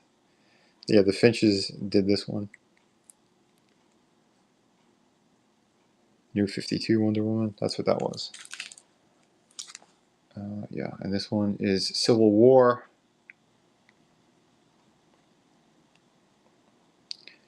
This was the first issue. colored on the table. Oh, up here? This, my comic book? Is this what you were looking for? Yeah, this is the series I have right now. This is the newest book, City of Venus, Dead City. I did everything on it. I wrote it, I drew it, I colored it, I lettered it. Yeah, this is a beautiful project. This is the newest book that I did. I just ran a Kickstarter. The fulfillment is pretty much done. I just got 2 people left. I'm waiting for their backer information. But yeah, if you're into like a post-apocalyptic world with hot chicks, incredible artwork, action, this is definitely the book for you. So yeah, that's available right now. I have in the buy it now section, um, it says it's battle damaged, and there's just like little problems with the corners and stuff like that from the printer when they sent it to me. There's only 2 of those, but if you want it in pristine condition and all that, yeah, they're a little bit more expensive. They're like 45, I believe. I had them for. But again, this is 100 pages. It's signed, and again, it's directly through me, so. Um, yeah, it's well worth it. I'm telling you. I ran 9 different campaigns. I had different projects. We got the hardcover book. If you guys wanted to see that one again, I could show you that. That one's Through the Woods, and that was super popular in like 2020. It was like one of the top 3 like best independent books for like the crowdfunding stuff. Everybody loved it. But yeah, this one is really badass, and yeah, we got tons of cool surprises, action, you name it. Yeah, this one's kind of the linchpin in my universe as well. So if you guys are looking for some really cool stories, something new, yeah, I jump genres. So like I have that one in the future, and then I have the pirate book, Shadow of the Kraken. It's another one I wrote, drew, did everything on it. So if you're into some traditional, awesome, badass stories and traditional pirates, this will definitely be the book for you. Yeah, I even there's a few people that I knew, even my friends, like, why are you doing a pirate book? Like, I don't know, pirates popular. And when they read it, they're like, holy shit, Vinny, this story was incredible. I'm like, yeah, you're welcome. So yeah, like I said, we got some really killer details and all that.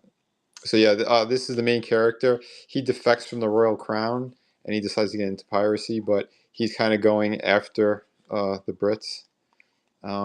And yeah, and this one, there was like a decoy vessel that they snuck onto, and they found there was a hidden treasure, but not just a treasure. They found another item, and it's a skull that has a map engraved into it, but it's also coded. So you need to crack the code before you can figure out what it leads to. And yeah, lots of cool stuff in this story: action, adventure, betrayal, beautiful locations, beautiful women, you name it. This has got everything in it, and the villain is so badass. Which is this dude right here, Jacob. Yeah, he's pretty killer. Um, yeah, so I mean, like I said, you guys want really killer projects out there, I got them in spades. I'll take out the hardcover book too in a sec. But yeah, let me get to. There's another nice shot of the ship. So the Kraken is actually the name of the ship. So Shadow of the Kraken. Boom, there you go. And like I said, really, really badass stuff. We got killer ship battles. Lots of great stuff in here. Some brutality. Yeah, they're pirates, right? Uh, that's another nice panel. I'll like that one. But yeah, really good stuff. I do have like animated trailers on my YouTube channel if you want to check out some of this stuff.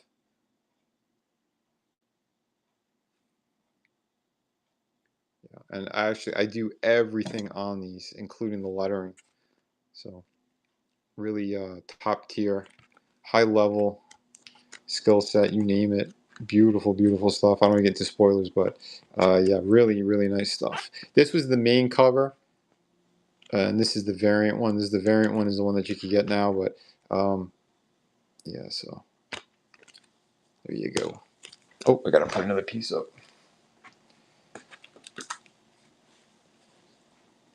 let's see, who do we got next?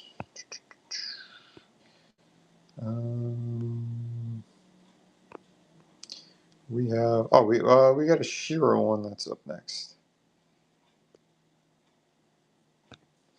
So yeah, like I said, if you guys do back one of the ones that are on a Silver Age board like this, that is just the board, I do toss in an extra cool surprise. It might be the Volume 3 art book. It might be one of the comic books. It depends. But yeah, if you do get an original, I try to, give you guys something a little bit extra with that. So yeah, if you are a fan of He-Man, that is his twin sister, She-Ra. But yeah, I'll show you guys the other book too. So yeah, this is the hardcover book, City of Venus. I'm sorry, Through the Woods. I was looking at City of Venus when I said that, but you can see I did it like in the French format, so it is a bigger book all around. So yeah, I want to make sure you guys had a really killer experience with this because this is a collected series. It's complete. So if you guys are looking for a completed, awesome book, Through the Woods is going to definitely be the one for you. This also comes with a bookmark and an ash can, and the cover is done by Kelsey Shannon. He's another fantastic artist, mostly in the independent scene, but he's been doing a lot of work for a lot of people, including like Mike Barron and all that. So pretty good stuff. And yeah, this book is it's a ghost story. It takes place in upstate New York. This one is actually signed by both me and my brother. My brother is the co-creator and co-writer on this series. And yeah, it's about this investigative reporter who inherits a property in upstate New York. And in doing so, she finds out that the property was once a lumberjack camp. And there's some horrific things that happened that 100 years prior. And yeah, there's a pretty awesome story, twists and turns, you name it. We have flashbacks in the past, so you can kind of see what had happened, big chunks of the story. My level of detail, because I pretty much like painted most of this. My style it's between painterly and traditional, but I love seeing my line work through. So more my newer stuff, it's all you could see all the inks and everything on all the pages. But this one I kind of wanted a little bit more, I don't know, fantasy realm ish. So I went like with that kind of painterly style on this one. But every single page is just like that. It is killer stuff. And again, we got some brutal action in this book as well. And yeah, like I said, the main characters. I think you guys would really dig this one. It's a completed story. It's very satisfying, especially the ending. I still have people to this day who, if they get the book, or even people who already have it, they reread it. They're like, "Holy shit, Vinny!" Like the ending, it gets me every time. Because yeah, when these started fulfilling, and people actually got to read the stories, they said by the time they got to the end of it, they said they were in tears.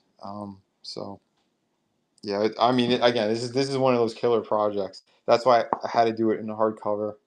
I asked fans too. We hit the stretch goal, so we made that happen. And it wasn't easy. I mean, it took a hit at first, but it kept selling afterwards. So it covered itself, and I made some profit. So not too bad, but yeah, like I said, we have super high quality things if you guys are looking for it. And this is a connected universe, all my comic books. So reminds you of Evil Dead vibes. It's funny you said that. Yeah, because I actually the Raimi brothers, they actually have that book as well. So I don't know. We'll see. We have a mutual friend, Serena Vincent. If you go to my YouTube channel, she's an actress. She does a lot of horror stuff, but she was also one of the Power Rangers. She was a Yellow Ranger in one of the series, and yeah, she's super cool. I did some work with her in the past, and yeah, there's a big interview with us on my YouTube channel, so you guys want to check that stuff out. Behave. Thank you for the compliments as well. Beautiful. Thank you. And speaking of beautiful, we got 20 seconds left on the clock for Shira. And again, if you do get this piece, I typically surprise people with either one of the art books or a comic book or something. So, um, yeah, so that's if you get one of the ones that are on the Silver Age board like this. But all right, that one's up. So now we're going to get into the Spawn stuff, probably with a lot of other people we're looking forward to. So here is the Spawn I did during one of the Whatnot streams. Again, I used to be a former lead designer of McFarlane Toys. And yeah, I want to make sure I had a really killer Spawn piece that was going to be up for sale. So yeah, let me start the auction on this one. All the work looks great. Oh, thank you, Dark Universe. I appreciate that. Let me see. I gotta scroll. I uploaded a lot of pieces tonight, so start the auction. And we'll put 5 minutes on the clock. So there we go.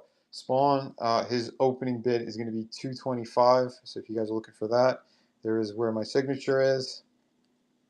Here's a beautiful piece. Got all the nice details. I love drawing those type of bats too. It adds so much to these these cool originals. Oh, thank you, Behave. I really appreciate that. Yeah, because it's a ton of work to do all these comic books and these projects. And if you wanted to see it again, I'll show you a little bit of yeah, the big art book I have. This is 140 pages. Really, really awesome stuff here. If you are into pretty much anything, I got it here. From comic book characters to TV stuff, you name it. Yeah, this is one of my more famous pieces. Yeah, I moved a lot of these prints during the convention kind of circuit. But yeah, it was such a pain in the ass to keep inventory on all my prints. I just said, I'm going to put together an art book. It'd be easier that way. But yeah. And yeah, I'm friendly with Ray Park. He's a good dude. Met him a few times. Yeah. That's all paint made to prints. All of these, they're hand drawn. I'll scan them into the computer and then I paint them on Photoshop.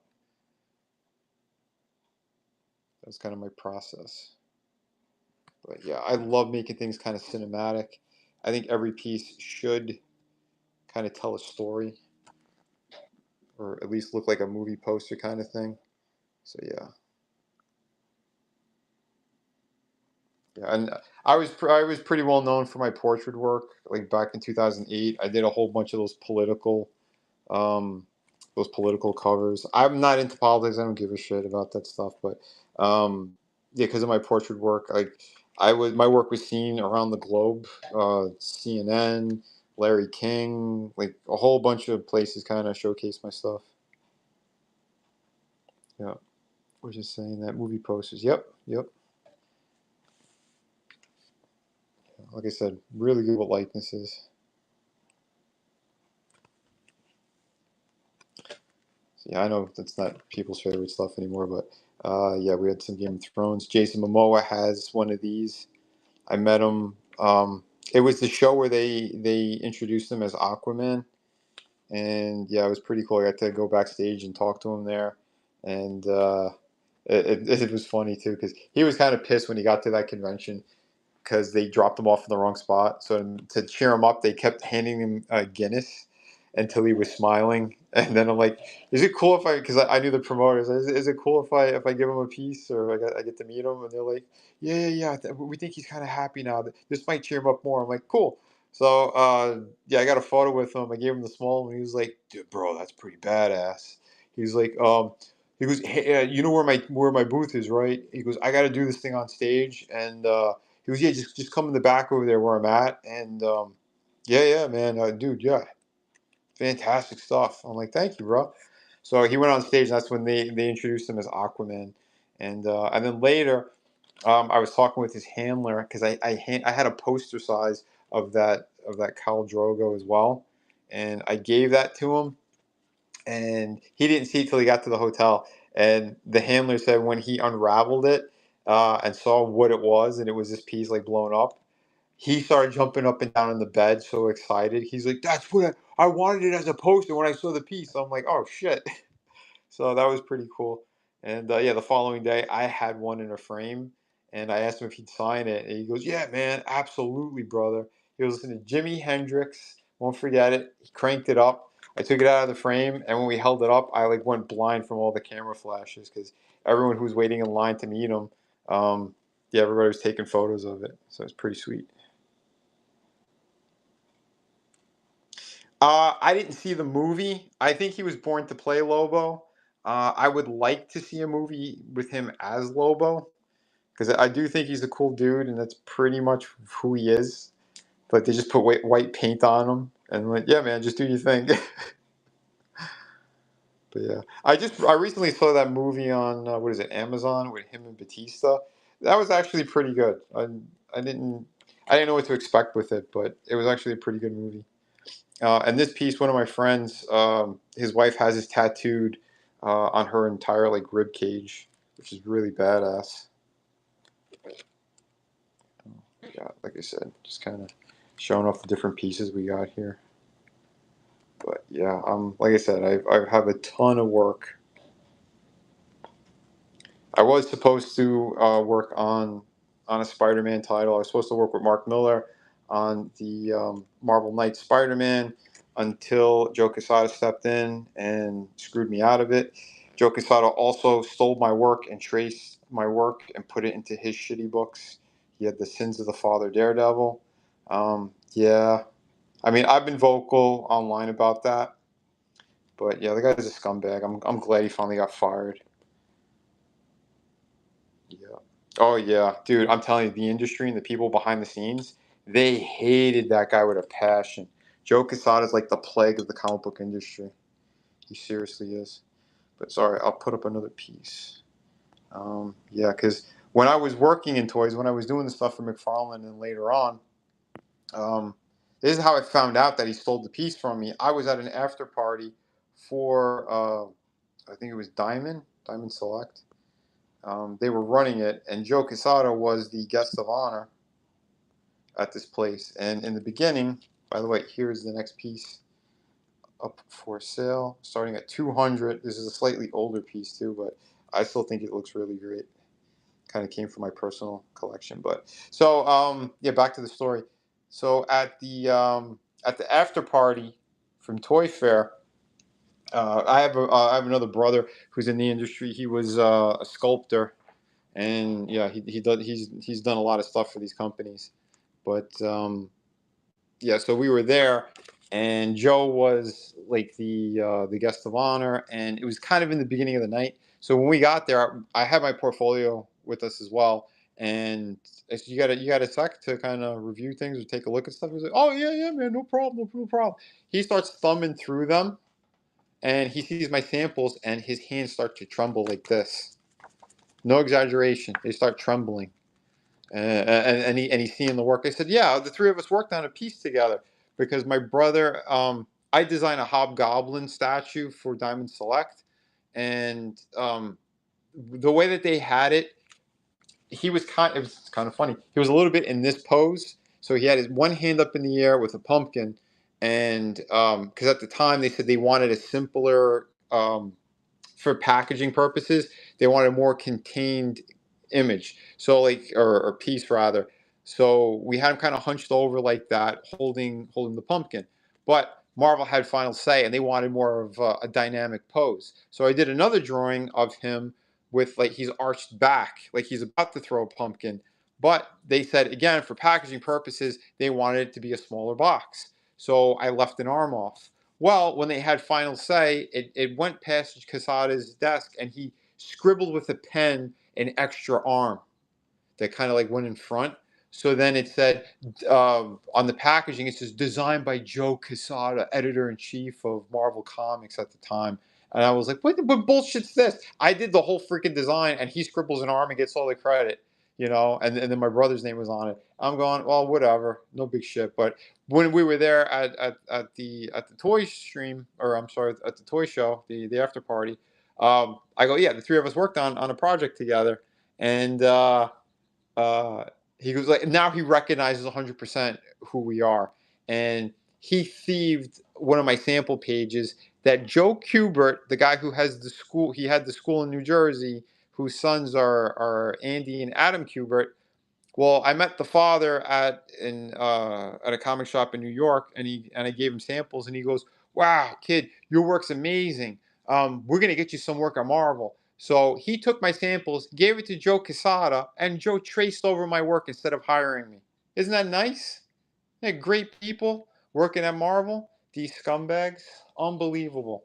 So you have the old timers love my stuff. Stan Lee owned two originals of mine. Um, but yeah, that's the shit end of the stick I usually get when it comes to these companies. It's unbelievable, but I figured maybe people will want to hear some honesty in this industry because there's so many people who just lie. But yeah, and I have all the receipts and everything too. I've shown them in the past. So yeah, it fucking sucks. Oh, no, here's the thing. I didn't know he traced over my work until we left. So, sorry, I didn't finish the story. So he goes, "Oh," I said, "Is there an editor or something I could talk to if you don't do the direct hiring?" And he goes, "Oh, yeah. And he gave me the name of somebody, right?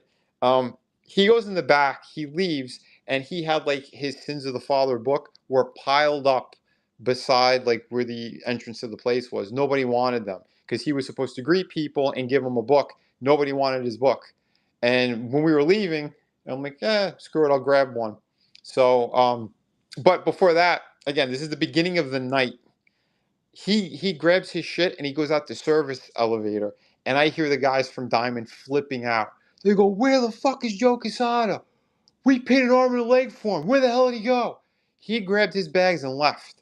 They even, and this is crazy because he only lived a couple blocks away, they said, he asked for a fully loaded limousine and he had all these strict demands for him to be the guest of honor at this place. It shows you how nasty this guy really is. So so yeah, he left. They were all pissed, and I'm on the subway going back home in Queens, and I'm flipping through the book, and I go, "Holy shit! He stole my samples. He took my drawing. I had a drawing of Wolverine grab at the bar, like drinking, and in the book."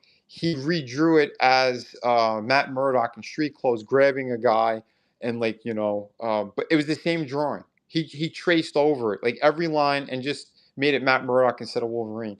I was livid. If I saw that there, this is why he was trembling because me and my brother would have probably beat the shit out of him and gotten arrested because at that time, oh my god, my anger was at an all-time high. So yeah, if I seen someone like that ripping me off, oh my god, he would have been collecting his teeth off the floor. And yeah, and it would have been worth it, to be quite honest. But yeah. So it's a little bit of behind the scenes, inside knowledge of the industry. And everyone in DC said it. We would only do a crossover with Marvel after Joe Quesada got fired because everybody hated him with like a passion. And that's what happened after they fired him. Yeah, then recently they started doing the crossovers. You know, the only people like that are friends with him are the ones who came up in the industry with him. Your Billy Tucci, stuff like that. But I know he even screwed over what's his name, his best friend Jimmy Palmiotti. I was around some people during that time.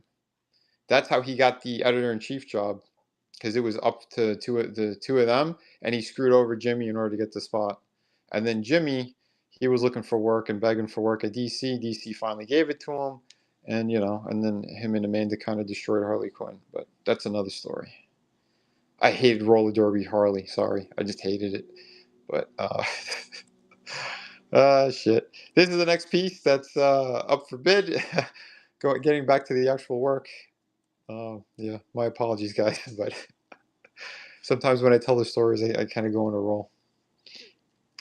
Yeah, Vinny the Tooth Knocker out of the butcher. Yeah, McFarlane called me Vinny the Butcher when I worked for him, but for different reasons. It's because of the Tortured Souls line that I designed. That's why he called me Vinny the Butcher. He said it the other night too on his live stream.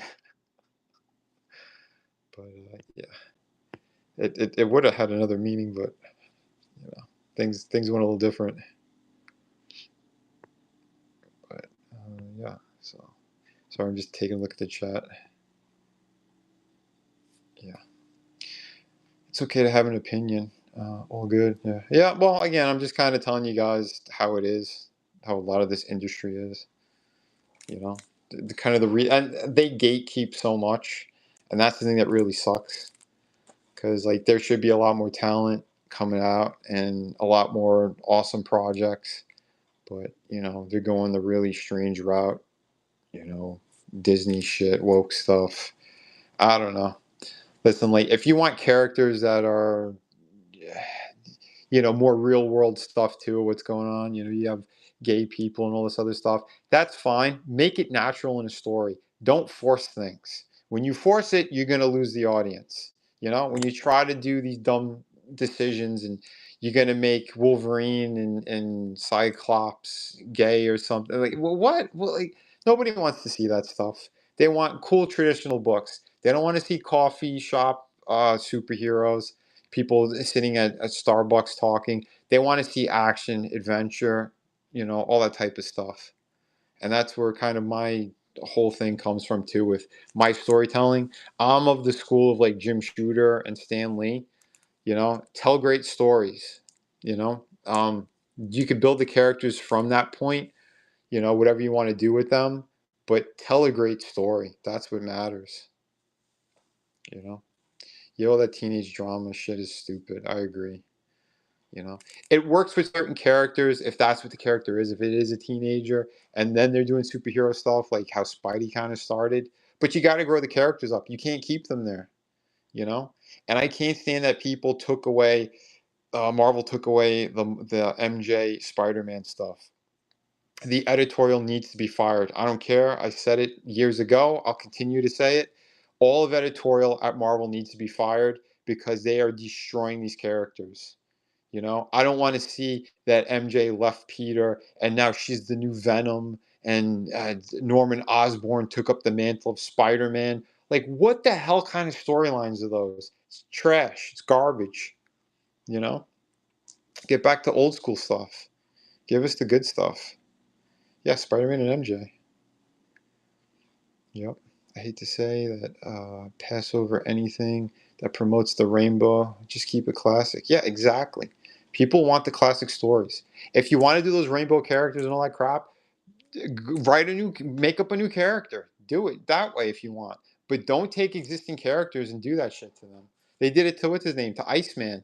Iceman he was with so many chicks over the years, and then all of a sudden they made him gay out of nowhere. It's like, what the hell's that? It's stupid. Make these characters classic. If you want to have those, you want to go in that direction, make a new character. Do what you want with them. But 30 seconds left on the clock for this beautiful piece. Classic Spider-Man, Peter Parker, and MJ. Nice clean drawings here. Super tight. Chilling at home. Wedding band and all. He's like, yeah, he's just cold as ice. Oh, shit. All right. 4, 3, 2, 1. All right. We're going to get to the next piece. Again, if you guys like the ladies, we got another cool piece coming up here. We got a cami piece, and then after that we got another 2-page spread if you guys want to see it. So we have Cammy from Street Fighter. If you guys are into that type of stuff, we got some good stuff here. I try to keep it classy, but also, we got some cake. Cake's good, Swinger, haha. That's funny. But yeah, like I said, if you guys do get anything that's on a Silver Age backboard like this, I do toss in either the Volume 3 art book or one of my other comics. It's just like an added bonus. So yeah, if you are interested into that, there you go. Let me move some of this. So that is the next one that's up. Put these back. Sorry, yeah. We are going through this pretty well. Yeah, like I said, there's a few other pieces I'll put back up for auction in the rotation. I'm not going to do everything again in the rotation, just some pieces. But if there are any that you're specifically looking for, just give me the heads up. Because, yeah, I got no problem showing that too. Johnny Cheeks approves. Yeah. Yeah. Let me take a quick look at YouTube, by the way. Let me see how the people are doing over there. Cool.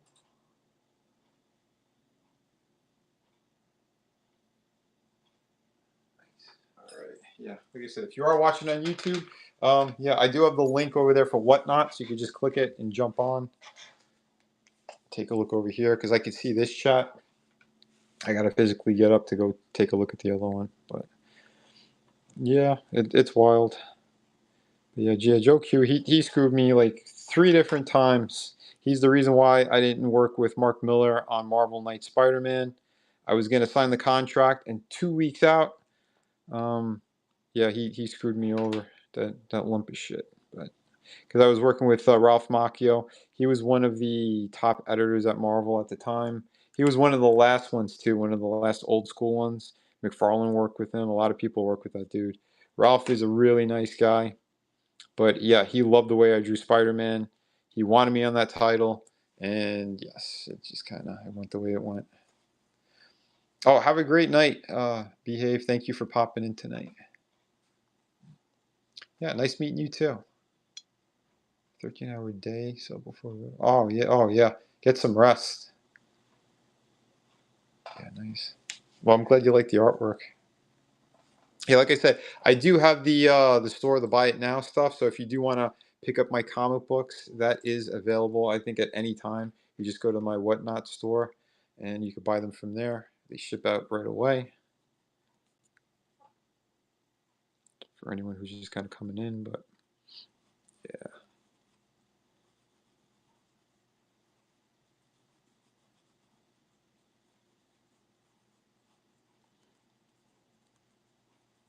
Yeah, not too bad. Like I said, yeah, if you guys want to hear any more stories or some of the stuff from the industry, yeah, I'm right here.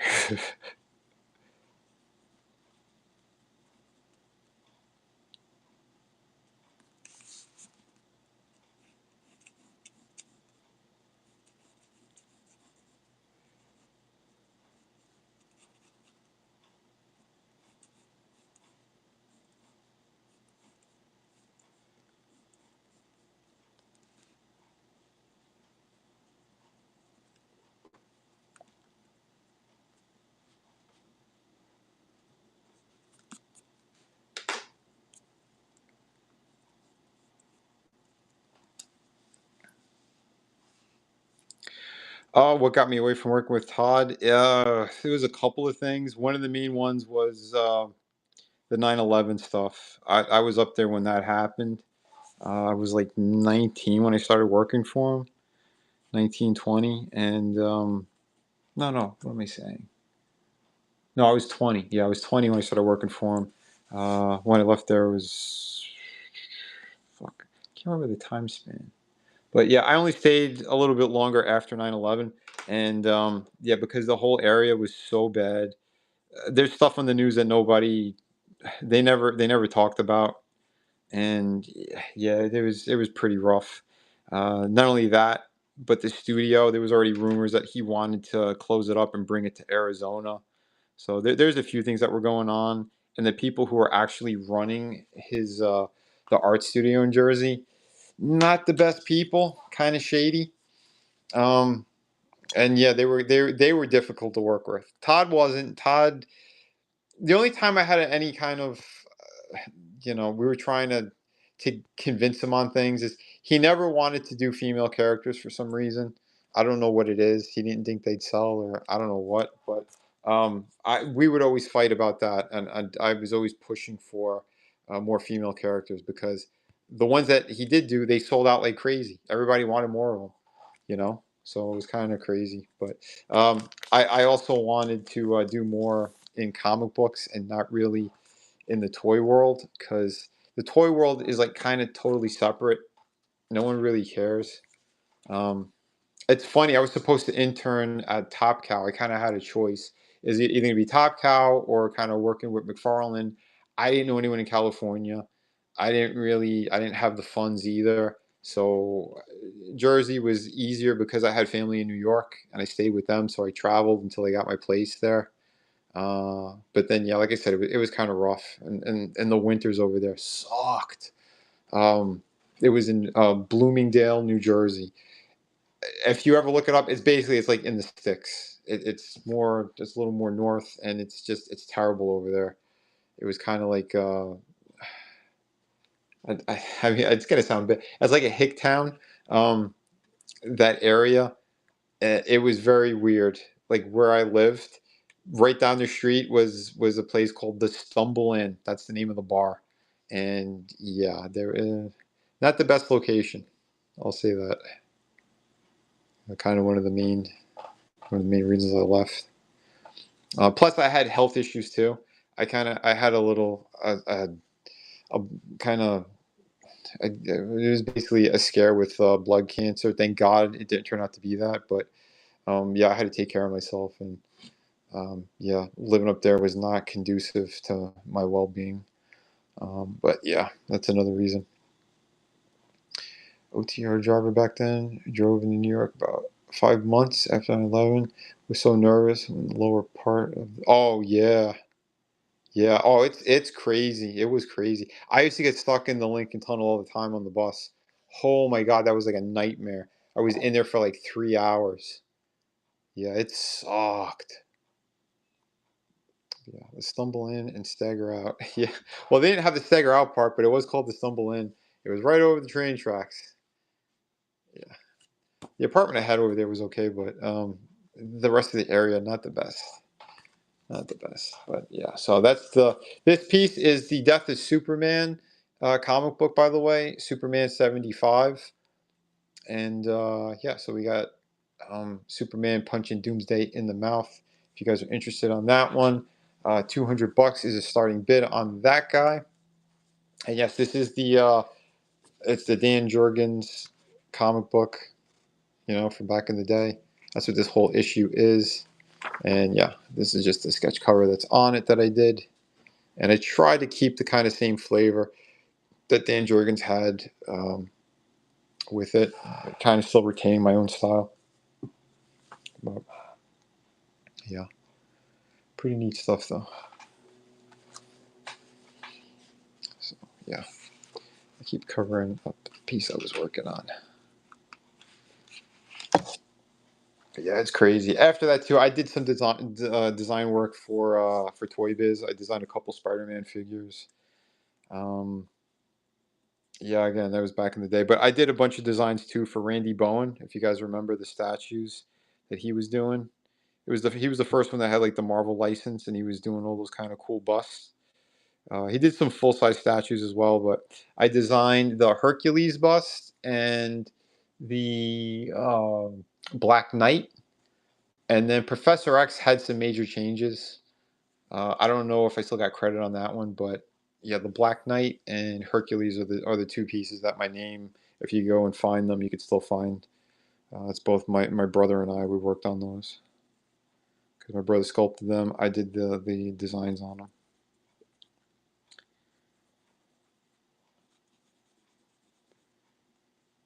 So, but yeah, like I said, I did more freelance stuff too, and a lot of those other covers.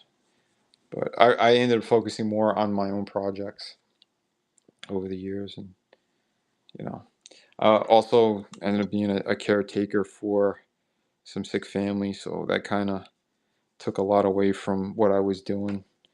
So I did a lot of convention stuff, and then taking care of family. But yeah, it would have been really great. If Marvel got their heads out of their asses. Their editors don't even open up their emails. It's kind of a shit show.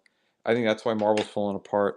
They didn't pay that inker, what's his name, Jonathan Galepian, and Greg Capullo called them out recently as well. Called out Marvel for not paying. Like they owed him, I think, 5 covers that he worked on. It's crazy. I don't know what they're doing in this industry, but they're kind of turned it all to shit. You know. But sorry, I don't know. Real talk tonight, I guess. I didn't mean to go down that route, but it kind of is what it is. Let's see. We got another cool piece coming up here. So if anyone is a movie buff, we got a cool Terrifier piece that I did. I drew this during a convention. One that the actual actor from Terrifier, he was there. So I'll put that one up now. Yeah, we only got like I think 2 more pieces. So let's see. Let's see. There it is. Yeah, he's more affordable too, I think, for an original piece. And if you are a movie buff, opening bid is 150 on this guy. And again, like I said, he's on a Silver Age board, so he'll come with like an extra bonus, an extra one of my comics or my Volume 3 art book. Which, oh yeah, if you guys want to see that, I can take that out for you guys. Where did I put it?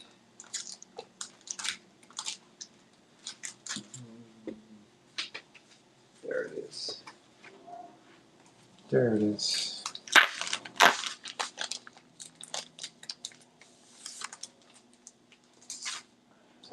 So here is my Volume 3 art book. So the really big one was Volume 1 and 2 put together, and this one is 64 pages, and it has a whole bunch more of like my detailed drawings, but it also has some color pieces. If you guys are into like the monster stuff, I got a couple of really cool pieces. Classic stuff. We got some video game things. We got Raiden. He sold at a different auction a couple years ago. Here's one of my Venoms. Which, yes, I have the Venom one up. That's going to be going up for sale too tonight. And, oh, here is one of the pieces Stan Lee owned that my friend, who's in the chat right now, superfan Adam Strahan, he has the original now of this one that once was in Stan Lee's possession. After he passed, his handlers and stuff, they ended up, they got all the books from the convention scene, and yeah, they were allowed to sell them. And he gave my friend the full story, the full breakdown, the full facts, and yeah, so verification. Yeah, this one was done with ballpoint pen. I got a few pieces like that in here. Yeah, this art book's pretty sweet. Here's my Captain America, also done with ballpoint pen.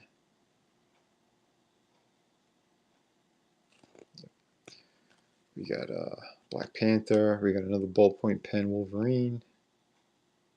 Yeah, some pretty sweet things here. There's a Hulk. There's a Psylocke. I drew this one, and then one of my buddies, he did the inks on this one. So I credit him in there. Here is that Deadpool I showed earlier. He was up for sale earlier tonight. There's one with him and Wolverine rather. But yeah, plenty of good stuff in here. This is the cover to one of my ash cans from years ago. We got some Ninja Turtle stuff. More Ninja Turtle stuff. The colored one is in the big book. We got Optimus Prime.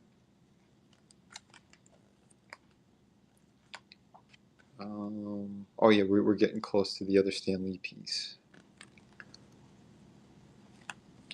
So this is the other one that Stan Lee owned.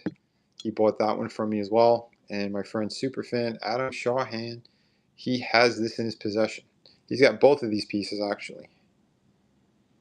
You got the complimentary badass pieces. So, yep. Yeah. Yeah, Adam, you got a ton of the originals in here. There's another one. There's Ghost Rider. That's the one that took a ride to Puerto Rico. Yeah, more portrait work and other stuff. Some of the covers and things I've done for other companies. Another independent creator. This was Six Gun Gorilla from Brian Kriskow. This one was done for Clint Stoker. I keep forgetting the name of his book though. Oh, it's like at the tip of my tongue. Damn it. It's like a floating city book. I forgot the name of it though. Sunsworn This is a cover to a novel, and then the comic book cover. So yeah, we got plenty of good stuff in here. Oh, there's one I did for Mark Miller and Greg Capullo, but I don't think they ever use it. I sent it over to Greg and to Mark, but yeah, I think it was a little too late. They already had all like the cover slots filled in, but I know his people loved it. Mark Miller's people, so I think it was badass. But yeah, so yeah, this is one of the other art books. So yeah, if you end up getting one of the Silver Age backboard originals, I'll probably toss this in there. So there you go. Let's put up another. We got the Valkyrie, I think, coming up now. So this is an original design I did when I was working for Todd, and this was like the second iteration. The first iteration was even cooler, I thought. She had giant wings. That's what was hidden underneath her cloak. She was supposed to have a hood as well, but they weren't going to do soft goods back then, so we kind of changed things around. And then someone came up with the idea of like, yeah, why don't we put the wings on her head? I'm like, oh, I wasn't crazy about it, but I ended up after I did the drawings, I was like, oh, actually it works. It looks pretty good. But yeah, this is the main design of the costume that she was supposed to have.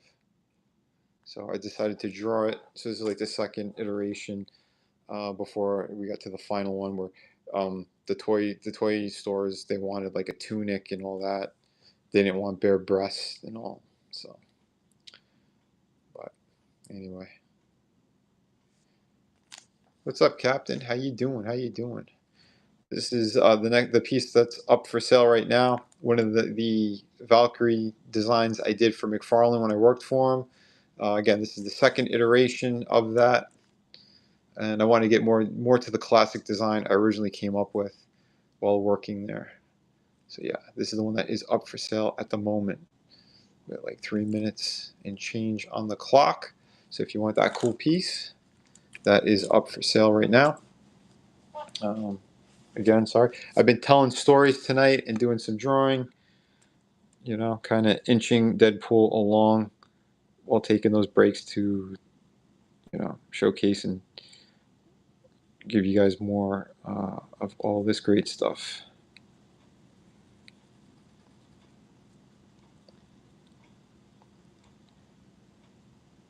But yeah.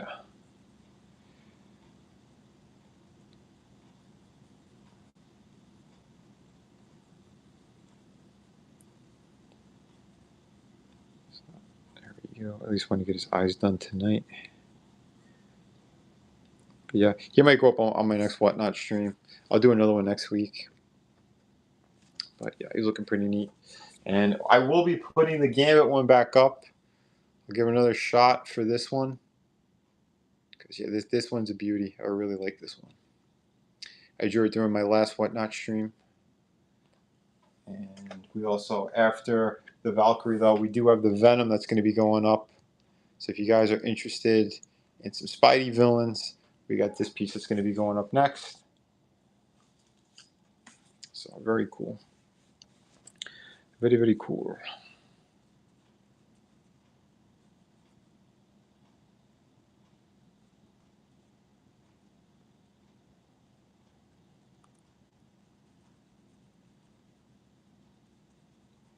And yeah, like I said, all the companies I worked for, everyone says how professional I am and the work that I turn in on time, all that great stuff. Never miss a deadline. Always top tier work. So yeah.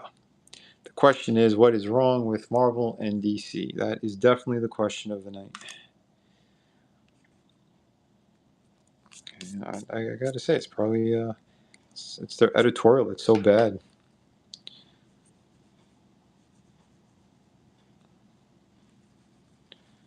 Nobody's reading their comics anymore. They got to do gimmicks. They got to try to create drama. All that shit with like John Romita Jr. this week was so stupid. I said they're not pulling that cover. Yeah, it was a weak cover. I know John. John got me my first interview with Marvel when I met him at a signing in a comic shop. He was blown away by my work too, and yeah, he got my first interview. And Who would have known that, their top editors and editor-in-chief would be such a scumbag and steal work from people? Like, I still can't believe it.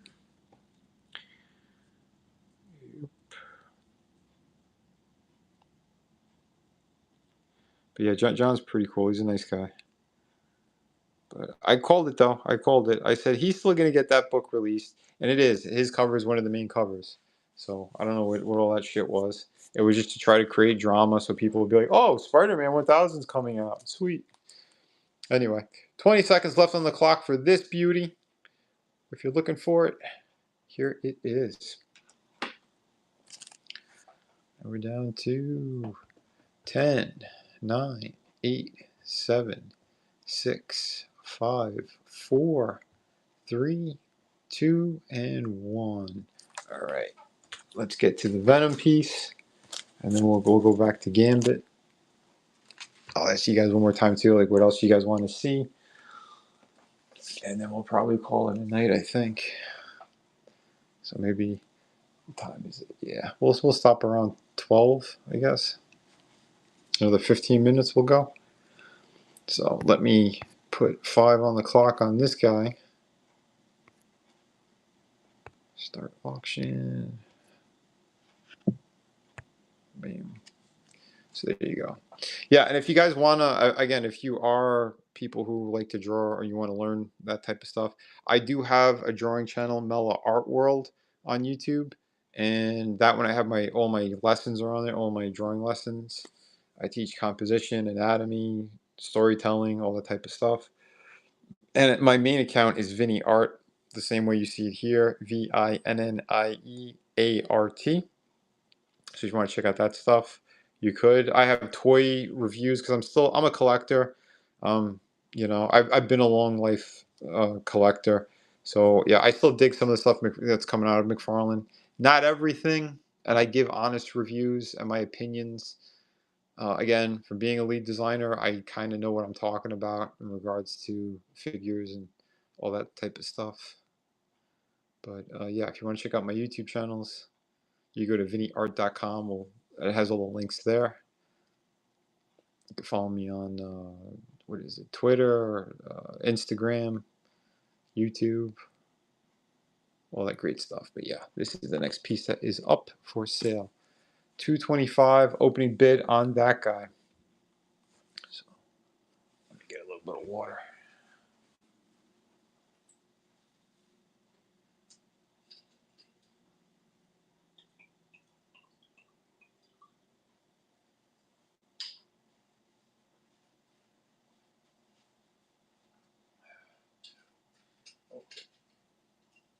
One sec, guys. I forgot. I needed to write something real quick. Boom.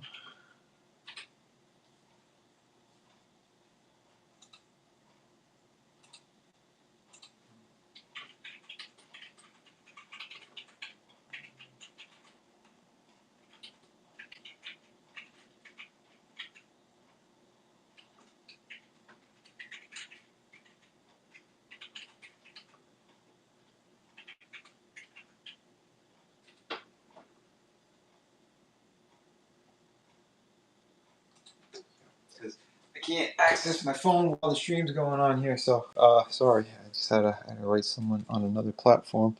But yes, we do have Venom right now. Going to be putting up Gambit right after this. One more time.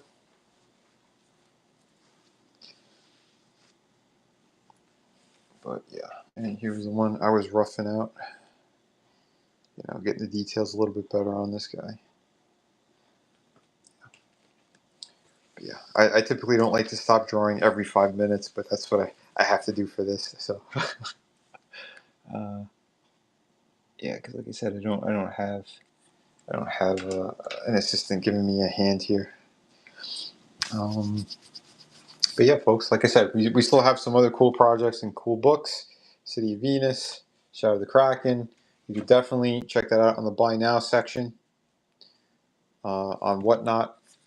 And these, you should be able to get these after the stream as well. So if you are looking for some new awesome books. This one is 96 pages. The other one is around 52 pages, front cover to back cover.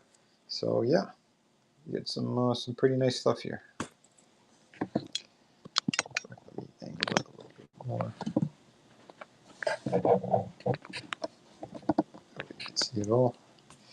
Yeah, I do commissions. I absolutely do. Yep. Like I said, I have some sketch covers, some blank sketch covers, but typically I'll do them like on the Silver Age boards.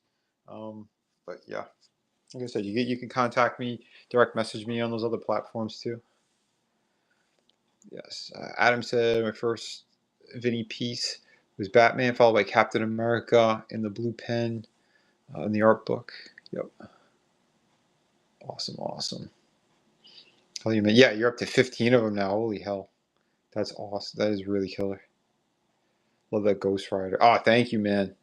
Yeah, he's a blast to draw. Yeah, the skulls, they're always fun to do. Those kind of, demon looking ones, and that's why I kind of put that one on the on the cover of this, because yeah, I thought it was pretty sweet, pretty badass. But yeah, we got 10 seconds left on Venom, and we're gonna go back to Gambit. But yeah, the Gambit piece this one's a beauty. So when I was drawing on my last Whatnot stream, I'll probably end up doing more X-Men characters as well. So he is the next one that's up. Put 5 minutes on the clock on him. Where the hell is he?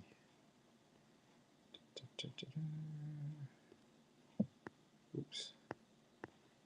Where'd he go? There he is. There he is.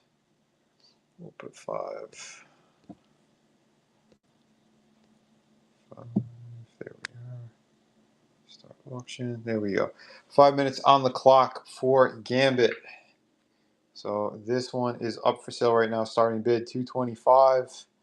That's pretty much a steal. At the conventions, like he'd be going for at least 300 right off the bat. But $225 right now, opening bid. If you're in the market for some cool X-Men pieces, like I said, I'll probably end up doing more because yeah, I grew up on all that X-Men stuff. The Jim Lee, Chris Claremont, good stuff, And yeah, so. Yeah, and yes, McFarlane was one of my idols growing up, and yeah, having to work for him was pretty damn sweet. But yeah, over the years, my tastes have changed, and once I started learning more anatomy and things like that. Like Todd's really great at design and come up with awesome poses and things like that. But like anatomy wise, like I thought Greg Capullo really he elevated that, I think, that bar for the Spawn comics and stuff. But then yeah, I got into a bunch of other things. Once I found Brian Boland's work, I was like hooked on that type of detail, and really good stuff. Like Killing Joke is still to this day probably one of my favorite books, hands down.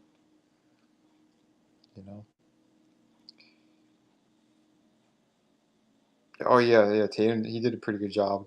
Yeah, I know he was one of the ones that they had for a while. Like, so it was cool to finally see that they put him in there. I know they said he's going to be the X-Men are in the new Doomsday movie coming out, and he's supposed to be in it as well. So yeah, we'll see what they do with all that. But yeah, not bad. He did really good with the voice. I wasn't expecting it to be that good. I know some people who are French and they are French Canadian. They're like, nah, he said a lot of things wrong, but they still enjoyed it. So that was pretty cool. And yeah, if you guys wanted to see that piece again with what's her face? Wrong side. Yeah, here is the power couple of the '90s. So, yeah. Again, this is in the big art book, 140 pages. Limited books, but I signed them as well. I signed all my books. So yeah, really good stuff there.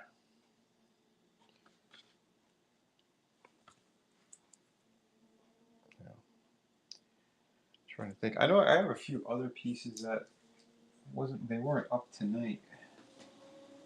Let me see.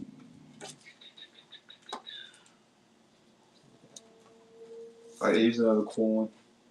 I still haven't seen the movie yet, but yeah, here's a He-Man piece. He's not up for tonight, but yeah, if you guys are interested, I could probably put him on the next Whatnot stream. But yeah, it was pretty cool. So, yeah, oh, we got about a minute and a half left on the clock for Gambit. New Orleans and French Canadian is a little different. Yeah, for sure. I really wanted to see Wolverine Origins Gambit. Personally, yeah, that guy was good too. He did a pretty good job. He's the one they had John Carter from Mars. So not too bad. But yeah, this is it, folks. Minute left on the clock. But yeah, this is gonna be it, folks. So yeah, I'll be throwing in the towel in a few as well. Unless there is something else, I'll kind of go through the pile one more time. And if there's something you do want to bid on. Oh wait, did we do Battle Beast yet? I don't think we did Battle Beast. We'll put that one back up. Yeah, 30 seconds.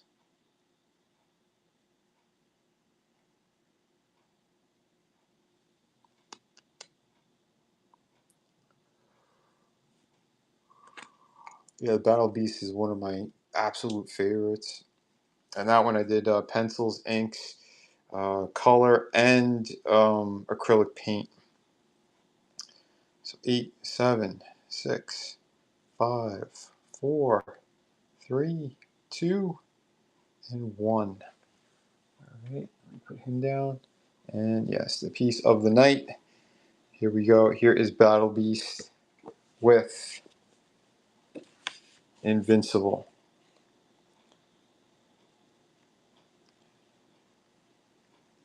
Nice to catch you here. I got you followed. Hopefully next time I'll have money for you. Oh, dude, awesome. Sweet, man. Yeah, and yeah, thank you for popping in here tonight, too. So let me put this one up on the clock for you guys. Yeah, this Battle Beast it's one that I truly loved. So, where is he? Pretty sure I had him on here. Where'd he go? Oh, there he is. Oh yeah, I had to post this one up on an angle, or on the side rather. Yeah, so here's the Battle Beast. Yeah, I don't know why they wouldn't let me upload it the other way, but yeah, it's uploaded like this. But yeah, this is the piece. And yeah, hand drawn, penciled, inked, colored. There's a little bit of marker on here, colored pencil, and acrylic paint. The blood was all done with like an acrylic paint, and part of the costumes too. So yeah, if we got any Invincible fans out there, yeah, this one's a little more pricey because I put a lot more into it for sure. But yeah, I had an absolute blast working on this one. So yeah, it's actually one I almost didn't want to sell, but yeah, right now, yeah, we need to move some product. So yeah, this is the one that's up for bid. I'll probably end up doing a few more Invincible pieces. I had one roughed out, just Mark Grayson. So I don't know. We'll see. We'll see. AC Ramos, what's up?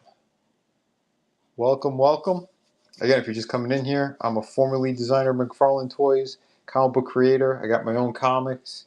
If you guys are in the market for some really cool new independent books, super high quality, I did everything on here, wrote it, drew it, colored it, lettered it, you name it.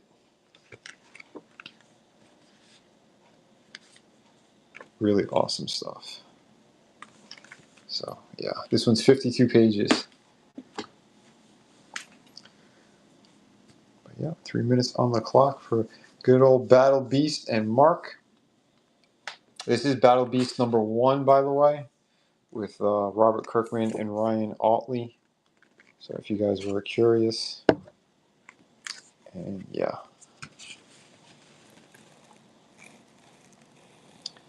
Better look at it.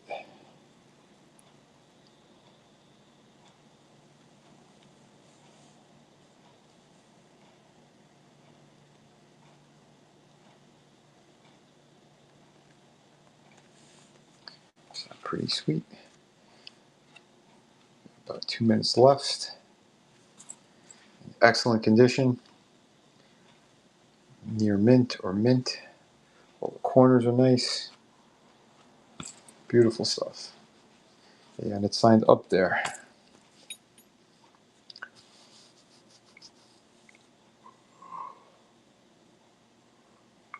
Excuse me.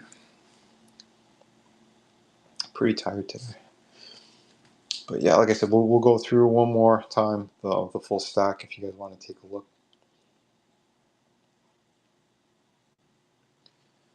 But yeah, just give me the heads up because, like I said, we had Spawn pieces, we had She-Hulk, Wonder Woman, Spider-Gwen and Spider-Man. We also had more Spider-Man and MJ. Tons of really nice pieces. Cyborg Superman. Destro, fully colored. We had Fantastic Four. We had some Magic. We had the beautiful Thor piece. Oh, we got less than a minute left on the clock.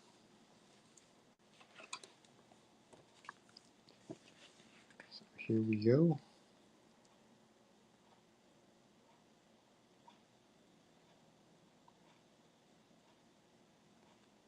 Yeah, 30 seconds. 30 seconds left on the clock for this badass piece.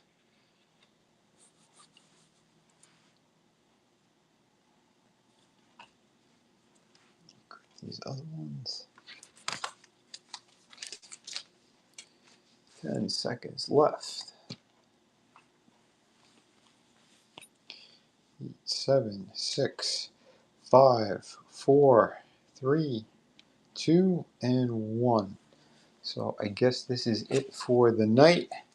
Unless there is something else. If there is a piece that you were eyeing and you want me to put back up, give me a quick heads up now. Because I put away Battle Beast.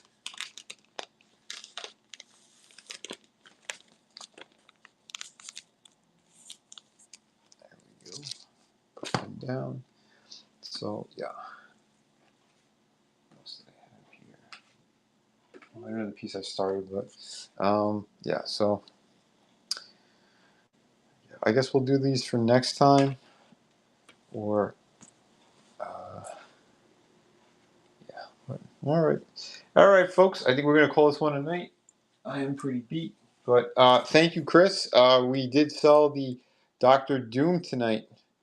So if anyone else is in the market for some cool stuff, I'll be doing another Whatnot next week. I'm not too sure which day yet. But it might be Tuesday. Either Tuesday or Wednesday. I'll do another Whatnot. And then probably Friday again. So yeah, if you guys are in the market for some good stuff, we have it. In the meantime, you can still check out my comic books, my art books. Ton of great stuff. These 2 books. The art book I showed you earlier. And yeah. So yeah, I'll probably have the Deadpool back up for the next stream. I'll work on him during the weekend, and we'll probably get him back up there. But thank you again, everyone, for tuning in tonight. Remember to hit follow and go check out my other socials, vinnyart.com. That'll take you to the other ones. Oh yeah, I didn't even flip through here the little ash can for Through the Woods. If you do get Through the Woods, What's inside here is basically my preliminary drawings and sketches, stuff like that. But yeah, I did change a lot of things with my style in my other books. Now I just do completely full rendered, full inked, gorgeous pages and pieces. But yeah, these were a little bit more rough because I had more of a painterly style to it. Although I did have a lot of like the tight drawings and things like that. I had some art contests when I was running this campaign, so you'll see some pieces from other artists. The winner was actually Kelsey Shannon, and that's what this cover is from. And here are my very first fully kind of rendered pieces of these characters, just to kind of flesh them out, what I was going to do. So yeah, and this was like a really quick speed drawing that I did because I wanted to capture the atmosphere and stuff of the book. But yeah, the full hardcover book is a gorgeous one. Like I said, you get the bookmark with that. Every single page looks like a painted, incredible cinematic experience. So yeah, like I said, you go to the Buy It Now section for my books. But if you want more originals, either contact me on social media or wait for the next Whatnot stream. So it should be, I think, either Tuesday or Wednesday. But everybody, thank you so much for tuning in here tonight. Until next time, folks, be good to one another. And let's close this one out. Later. Thanks, Tommy.